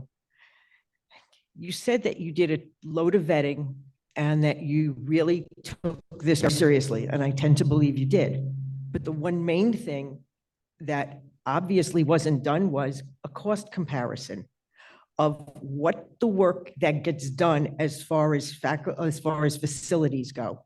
If you tallied up every job that was done in-house over the past 2 years, I wouldn't be surprised if we were in the hundreds of thousands of dollars. So you think you're going to save money. And I still can't believe that nobody crunched the numbers, especially the finance group. I will be very honest. I sat back there listening to what was being said.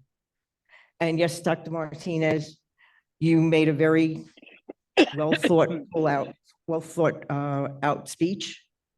And I can agree with some of it, and then I don't with some of it. And that's just our agreement to disagree. But I sit here and you see that people are, I mean, to have somebody get on and say that they really don't like the man, but you can't beat the amount of work that he does. And you're still sitting here and not one of you said no to this. And this is what's been happening. And I don't understand where it comes from. You're all intelligent people. You all have top careers, and yet you can sit here and just go along with whatever the new superintendent wants to do. He's here, what, 4 months? And he's making huge changes without even getting to know this district. I'm sorry, Dr. V, but some things you want to put in place are fine.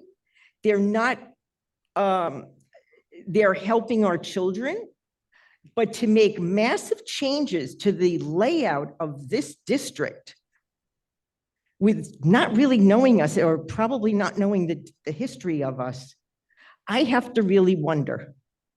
And I will tell you that I was ready to walk out of here tonight and not come back. And I'm sure some of you would probably appreciate me doing that. But it's just, I feel like we come to these meetings, we've been coming for years, and it's the same thing over and over again. You guys set your head on something and it stays that way. And no matter whether it's a good decision, a bad decision, or at least table it. And to me, the only time you ever did that was when a few of us pointed out with the person that you wanted to bring on as a grant writer who had no experience as a grant writer, but had experience as a pre-K person in a family business for many years. And that made you finally sit back and say, maybe this isn't the right person, or this isn't the right time. And now if we're expanding our pre-K program, which I'm all for, that's going to take money too. And where's this money going to come from? It's not coming from saving $200,000 by firing 2 longtime employees. And the part, Dr. V, you said about how you interviewed with the, you're going about changing the, what you look for in new employees. because you want them to feel wanted and at home and fit into us. Well, I hate to say it, but so far with the amount of people that we are losing, I don't see that as something attractive to anybody coming into this district. Because, and I've said it before, I've said it last year before he was even here. Your longtime employees that have dedicated their lives to this district are no longer actually respected. And I'm seeing it over and over again. And unless things start to change, I really don't know where this district is headed. Thank you.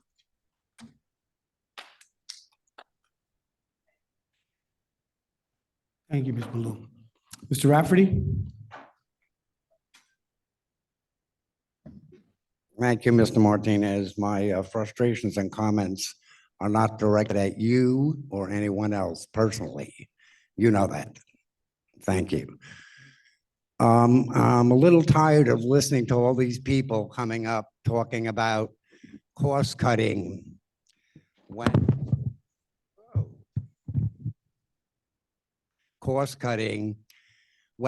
everyone in this room realizes this is not about cost cutting. This is about cleaning out the old members of the administration, anybody connected to Dr. Bender, etc. We've lost quite a few of them. So this has nothing to do with cost cutting or anything else, okay? This simply has to do with cleaning out our school system. We talked about this before, the amount of teachers we've lost, why anybody with any kind of education and qualifications would want to come and work in Ridgefield Park would be beyond me. Simple as that, okay? I know now from other sources that there's a lot of grievances coming in. The teachers are unhappy. Everybody's unhappy. So I don't see where we're moving forward. We are not moving forward because Little Ferry got their Goombas, went down to Trenton, saw their cousin, whoever, had our state monitor removed, brought in our current state monitor, and our current state monitor, and I quote you from his boss who came that night, is here because he has a different set of qualifications. His mission obviously was to clean out the administration, and he has done that. And I hope everyone takes a look and says, well, where are we now? Thank you. Thank you, Mr. Rafferty. Mr. Tadros?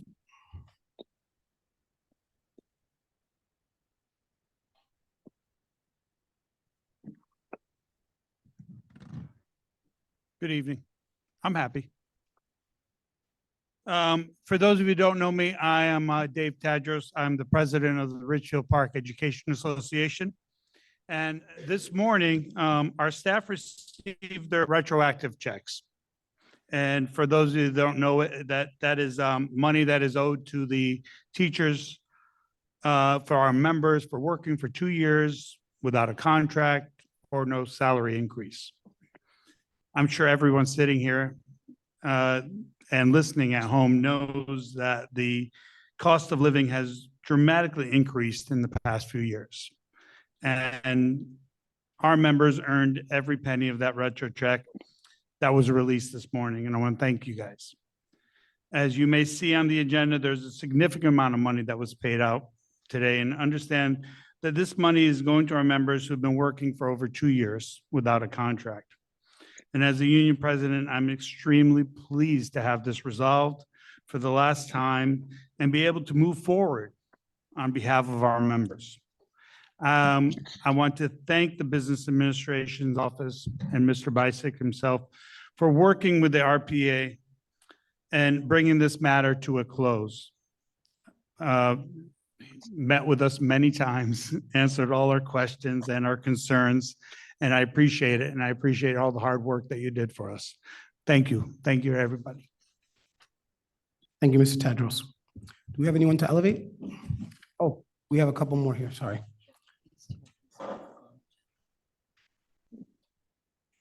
Ms. Serrano?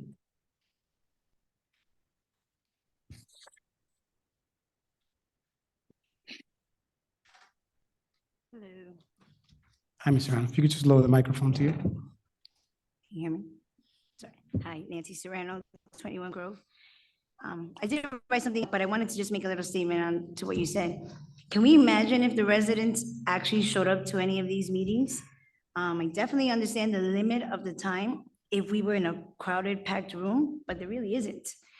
I think that we should have some kind of consideration, because these people take the time to come out here, and as I understand, you guys do too, but we're residents. Some of them are taxpayers. We feel ignored. As I understand, that, you're not liking, some of the things that people are saying about the board. Oh, sorry. We have the right to talk. We have the right to talk about it. And that doesn't necessarily mean that it's not happening. Unfortunately, I kind of find it a little difficult sometimes to listen to what you guys are saying, because you guys are not on a timer when you guys are adding on your comments. And it's almost like we're stuck almost like prisoners and we have to follow this. There's not a lot of people here. There's almost probably more board members than there are residents. But again, something to consider. If I can start, hello, good evening. So in March, earlier this year, I came before the board and I asked how many are familiar with something called Mallory's Law. No one seemed to acknowledge having any knowledge of it based on the board. This is now 8 months later, and I'm kind of still wondering how many actually went back to check it out. Well, if you don't know, I can tell you that that family who has fought so hard for the passing of Mallory's Law and so much more, just recently won the largest ever payout in a bullying case in the state of New Jersey this past July in the amount of $9.1 million. It could have been $1 billion. Wouldn't have made a difference because it wasn't bringing their child back. As I'm glad for their victory, I'm also sad for the tragedy the family had to experience. As I hate to use the word win or won, since there is no winning in bullying, but that family won this case, not because of what was done to their daughter and everything that she had to endure. They couldn't even prosecute the children that were involved. This case was won because the district did not follow their own policies in place. I have played back old meetings from years prior. Actually, I used to attend years prior because I have older children. It's always been the same. And I noticed the same pattern with regards to the middle school students, lost and/or out of control. Parents have voiced their opinions many times, so many years, and it seems like it's always said that things will be looked into, better things put in place, and so on. But what are our statistics? What are our numbers? Have our HIB reportings and non-official reports taken into consideration for things to finally change? Who takes care of the following up with those children that have been bullied in the past? Do you guys really think that these things just go away after having a talk? They don't. They get worse. Kids are lost now more than ever. The adults are constantly stating that the children need to learn to be more independent. As I agree, I'm also stuck in wondering, when is anybody going to realize that the children that come here, some are 11, 12, having difficulty understanding that whole children need to learn independence, given certain situations. Had my child and I not experienced all that we did last school year, I wouldn't believe so much. I'm even blown away about how easy people respond with, "It's always been that way," to some of the most simplest questions that I've asked. I'm realizing that apparently the rest of us just need to learn to adapt to the way that it is. I'm sorry, but absolutely not. I went through a time where I grew more anxious about having meetings and constant discussions when I finally had to realize I have no reason to be feeling that way. When in reality, to me, it's the person on the other side should be providing all the possible help, suggestions, instead of interrogating or being focused elsewhere. This past September, my daughter and I had the pleasure of meeting and having the opportunity to speak with Diane Grossman, Mallory's mom. Her amazing strength throughout the years, since it's been 6 years since the unfortunate tragedy, is what tells me to keep going. My own daughter left her presence feeling like a new person. I have done my absolute best to teach my children right from wrong as best as I can. For example, like see something, say something. And honestly, overall, I'm so disappointed that in 1 year of attending this school, all of that went out the window. It all seemed like such a waste when others contributed to teaching the complete opposite. This is something I have had a hard time accepting, but continue to work hard side by side with my child as we continue to hope for the best or finally expose others. Thank you. Thank you, Ms. Rana. Do we have anybody to elevate?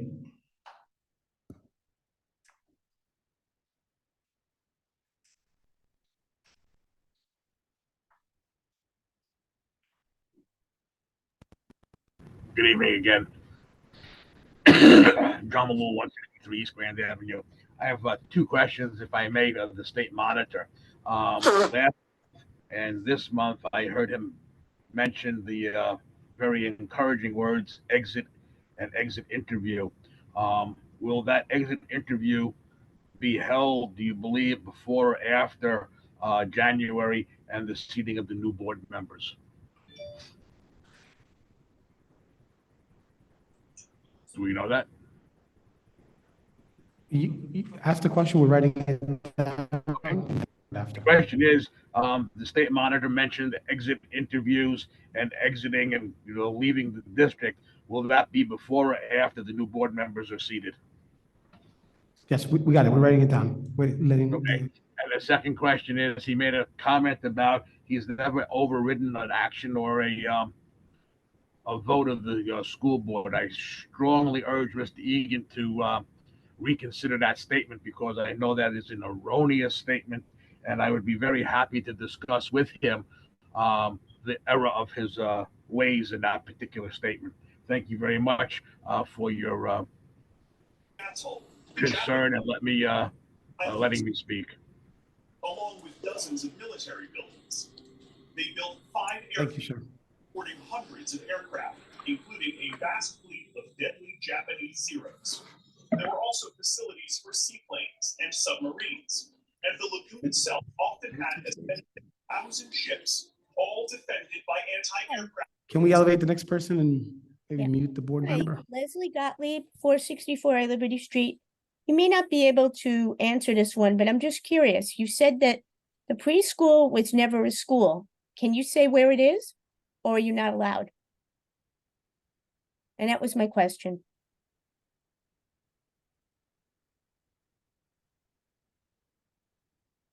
Okay, I guess you can't say what a preschool is. I'm sorry, I don't know if you can see us, we were just asking each other, but yeah, that's probably subject to negotiations, which I think we're not supposed to say out loud. Okay, if you can't say it, that's fine. I was just curious. Thank you. Did you have another question? No, that's it. Oh, thank you, Ms. Gottlieb. No problem.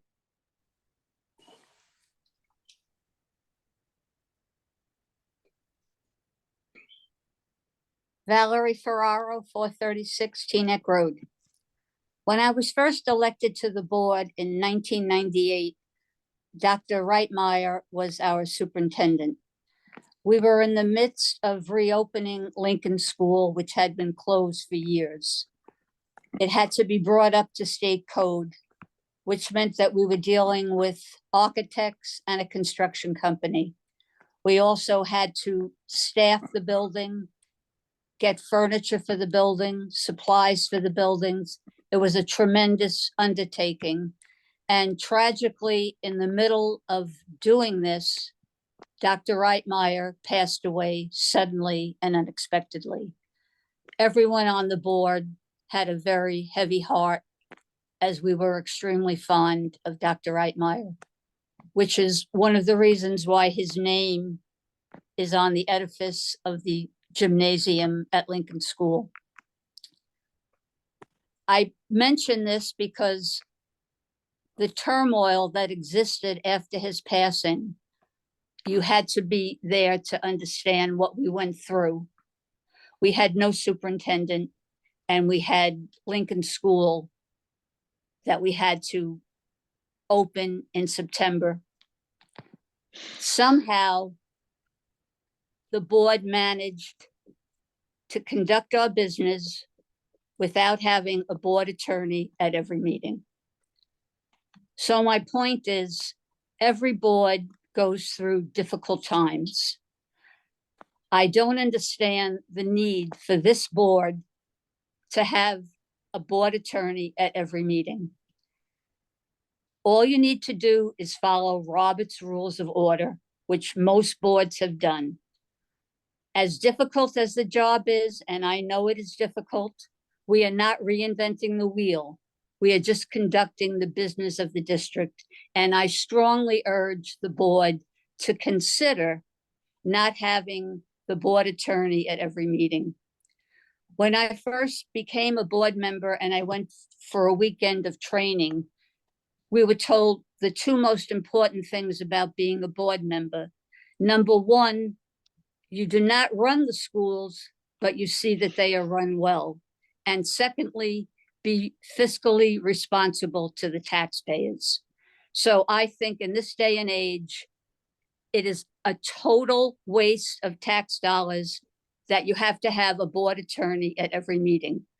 There is hardly anyone, unfortunately, at the meetings. So the need for having this attorney there, I just don't understand it at all. And I would hope that you would consider changing the format. Thank you. Thank you, Ms. Ferraro.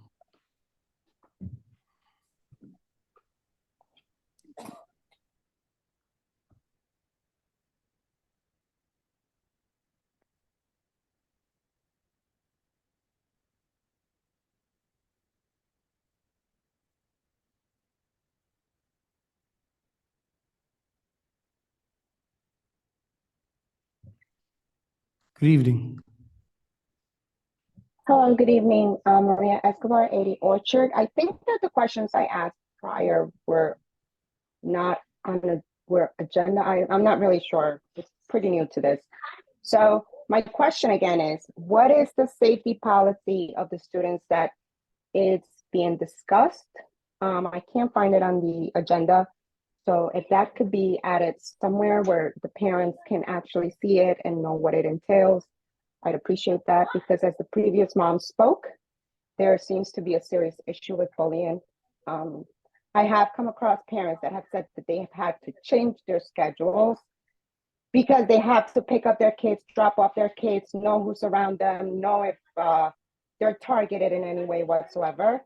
So I think that that should be handled prior to implementing a wellness center. Unless you're putting it together with the kids that get beat up and then you just ship them over. Number one. Number two, so if that policy can be shown somewhere, and I don't know if the parents were involved in the decision of this policy and what it entails. Second thing, again, is the wellness center. What is the budget on this? Who's paying for this? Are the parents involved? Because I feel that only certain parents attend all these parents and staff meetings. I have requested for 3 years to be emailed. I've requested to be part of these meetings, whether it be social networking or whatever, anything that you have to do, because I would like to know what's going on in the schools, not just with my kids, but with everyone else's kids, because it is important to know what's going on in our community, because these are children of our community and they're representing our town and it's our future. So I think it's important to be a part of this. But I hear the same 2 or 3 parents are present, and I'm honestly at the point where I feel like it's become either a gender thing or a race thing, where I'm not being reached out, or only certain parents are being included in these meetings, because it's been 3 years since I've requested to be part of these meetings, and I think it's only the same 3 parents that you guys reach out to. So I think if you're going to talk about inclusivity, how about we make it inclusive for most parents in the district? So wellness center is my question, and the student policy is my question. Thank you. Those two questions will be answered, and if you would like to email the superintendent and myself about the groups, the parent groups that you're talking about, please do so. Thank you for your comments.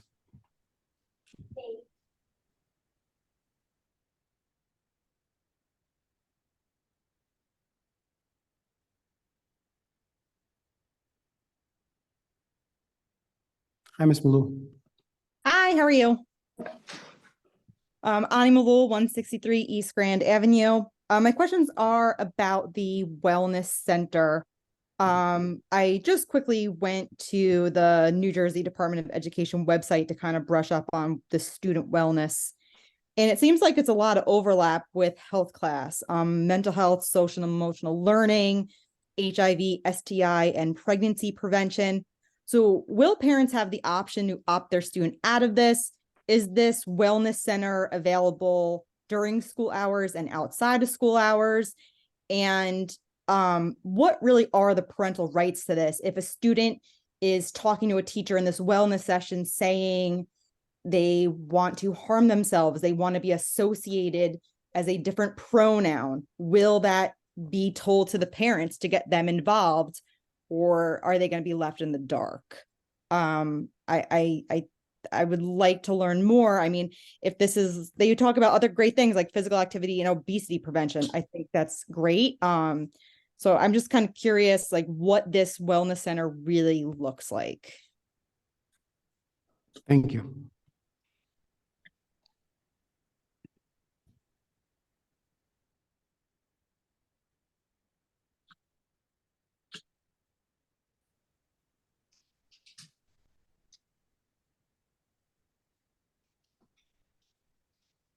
Anybody else to elevate?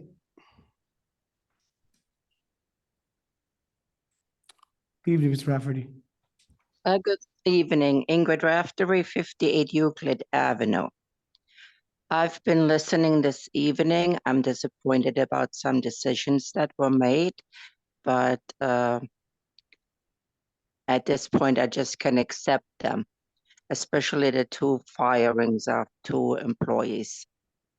My question is, I hear about this wellness center. I'm not quite sure what that all includes.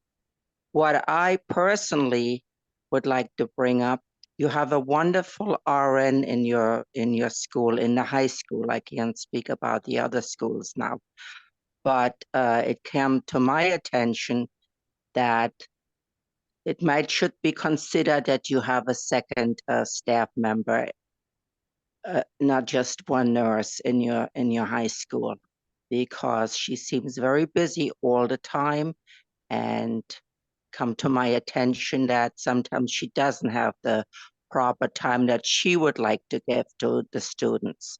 So maybe that needs to be considered, and spending some money for a second LPN or RN. I'm not sure what the state allows, but I think that would be money well spent.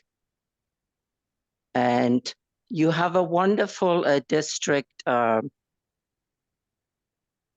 site, but there's very little information on there unless you really go through a lot of steps to find them.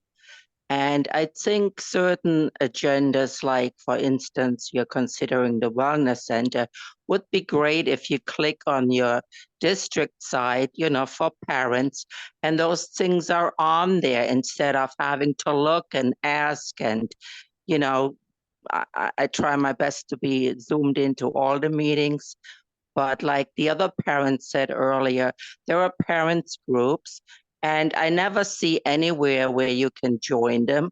I also don't quite understand what the limit is. I think those sessions should be open, not just a few parents in town, and then, you hear things all the time, but you're not quite sure if that really happened. And maybe all those things need to be considered. My other concern is there are a lot of buildings going up in Little Ferry, also in town. You're going to have an influx of students. And I hear, I'm not against the preschool, but I hear you're looking for buildings for preschool. I don't want to have any student classes extended, 30 students and more. And we might need to extend the high school, have, have more updates and maybe more classrooms. Also, where students, when, for instance, they have gym, they're not all together, that they actually have gym, like, mats, bars. I've never seen a gym where there's nothing in there. I don't know if that's something just in New Jersey, but I know, there should be more activities when it's gym time. I don't quite understand why they outside just walking around and, yes, they can maybe play basketball or volleyball, but to me, gym is a lot more than what's being offered. So I would really hope that somebody looks into it, especially now that the students were locked up for 2 years. A lot of them gained weight, they're losing it again. But there's more to life than just walking around outside for 2 hours when the weather was nice. So I really hope that's being looked into, because the students that are there now, they definitely need some help. Some are doing well, some are not. When it comes to bullying, I think it definitely needs to be looked into more, because you need more staff, more security. Also, when school is out, there's stuff going on outside the school, and I know you have no input in that. That's where parents come into, but it needs to be addressed. Thank you very much. Thank you, Mrs. Rafferty.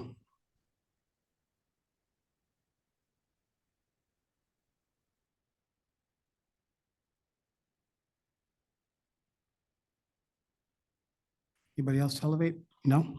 Okay. So we're going to try to answer as many of these questions as possible. Mr. Vespignani, would you like to start? Yes, thank you, President Martinez. Happy to respond to some questions that I can at this time. In terms of threats made on school ground, it is clear that the district takes these matters very seriously, and in these types of events, individuals who are involved are always encouraged to notify the police department, and the district follows the same protocol.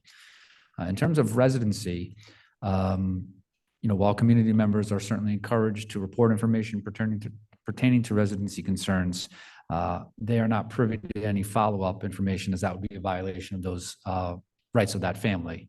But the board does employ a truancy and residency officer as a result of the shared concern to take these matters seriously. And when we receive information from community members or from whomever, we act and we start a process, which could be a lengthy one. In terms of the student safety policy, first, we should note that all policies can be reviewed by our public on our district website. If you go to the Board of Education tab, you'll see a policies tab there where you can access and type in specific words and then gain access to the policies and, in some cases, the regulations.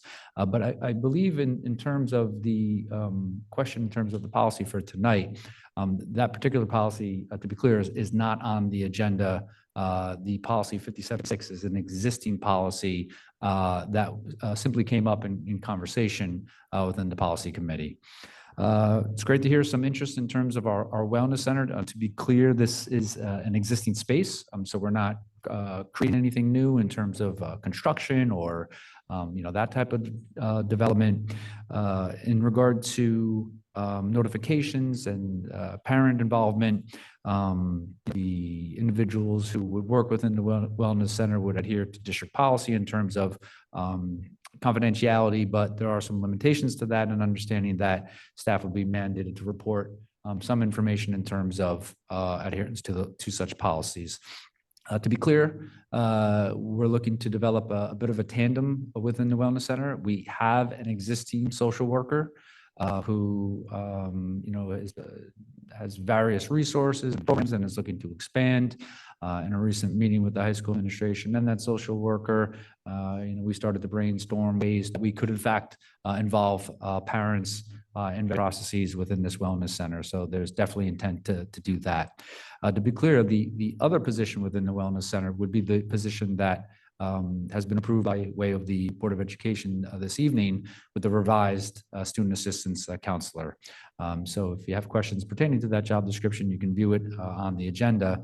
But we looked at various models, and the SAC, the student assistance counselor, as well as the social worker, we deem to be the pairing that would function within this wellness center. I wanted to thank Ms. Serrano for her comments and, confirming the need to further foster and develop the mental health and wellness programs for our students. Her comments are important ones and certainly noted. And those are the comments that I have in response. I just have a couple of comments or answers, I guess. I'm a lefty, so my handwriting is atrocious. So I'm going to try to read my own notes. With respect to the attorney being present at the meetings, our attorneys themselves have approached us recently, and we've explored the idea of not having them attend every meeting or staying for the whole meeting, or maybe just coming to meetings that were going to be a little bit more contentious, or where the board could get in trouble by saying too much or too little. So that is something that we are looking at.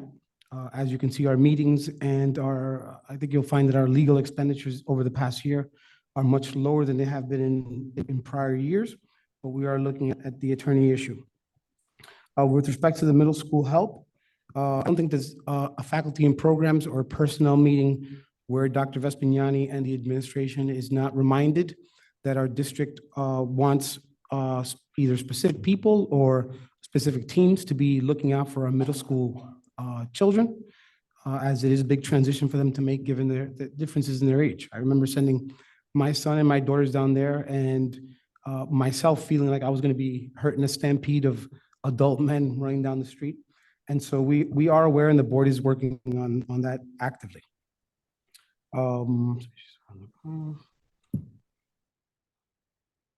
I just have a couple of comments about the reduction in force.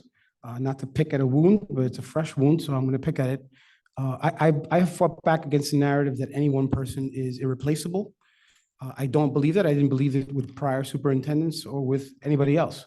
I think that what we're looking at here is a difference in philosophy in terms of how to approach our buildings, grounds, technology, and the BA position. It's not necessarily a swap out of individuals. And so again, we might disagree on that, but to say that the numbers weren't crunched, or that we have not thought about this, or to perceive our agreement, you're kind of saying we're smart and we're people. How could we be in agreement? It is possible that it is because we agree on the information provided to us.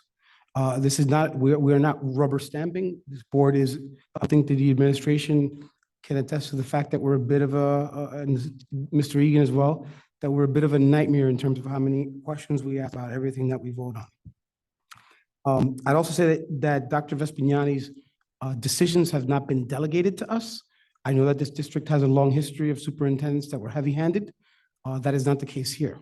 Every one of the initiatives that have been put up by the current administration have come because of our words during the interview process, during the recruitment process for a superintendent, during committee meetings. I find that the current administration is very responsive to the needs of the board, and that's why you're seeing the uniformity that you see. We're not being delegated anything. And if you know the individuals on this board, you know that they don't conform very easily. Tonight, I appreciate the information that was given to us. I have to tell you, with all due respect, there was nothing that was said tonight that I think the board didn't know. We know the value of these two employees. We know what they've contributed. I don't know all the details about trenches dug and things like that, but we know what they've contributed. And we still wholeheartedly believe in this measure. I also want to fight back against that narrative that keeps coming up, Ms. Malou, with all due respect. People don't want to work here. I just don't see evidence of it. We were told we were never going to be able to attract the superintendent, and we have. We had many qualified candidates to pick from. We were told that we couldn't get somebody to be an assistant superintendent, and we have an excellent assistant superintendent. At every stage of the game, we've been told by some people in the public that nobody wants to work here. I just don't see the evidence of it. When positions are posted, they get filled. So again, I just want to push back on that narrative because I don't see the evidence of it. I've also asked for some numbers to be crunched as to how many people have left the district over the last year, and our numbers are right on par with everybody else's. There's a mass exodus in teaching across the country. That is not a Richfield Park specific phenomenon. That is something that's happening in teaching all over the place, not just teachers. It's hard to get BAs, it's hard to get superintendents, it's hard to get principals. There's a mass exodus in teaching for a bunch of reasons that are above my pay grade. But to say that it's because of Richfield Park, people do want to hear. This is a great town with great kids, great parents, and great teachers. And so people want to come here. So I would advise staff to not abandon ship yet. I know these are times with a lot of change, but I think you'd be making a mistake if you jumped off the ship at this point. And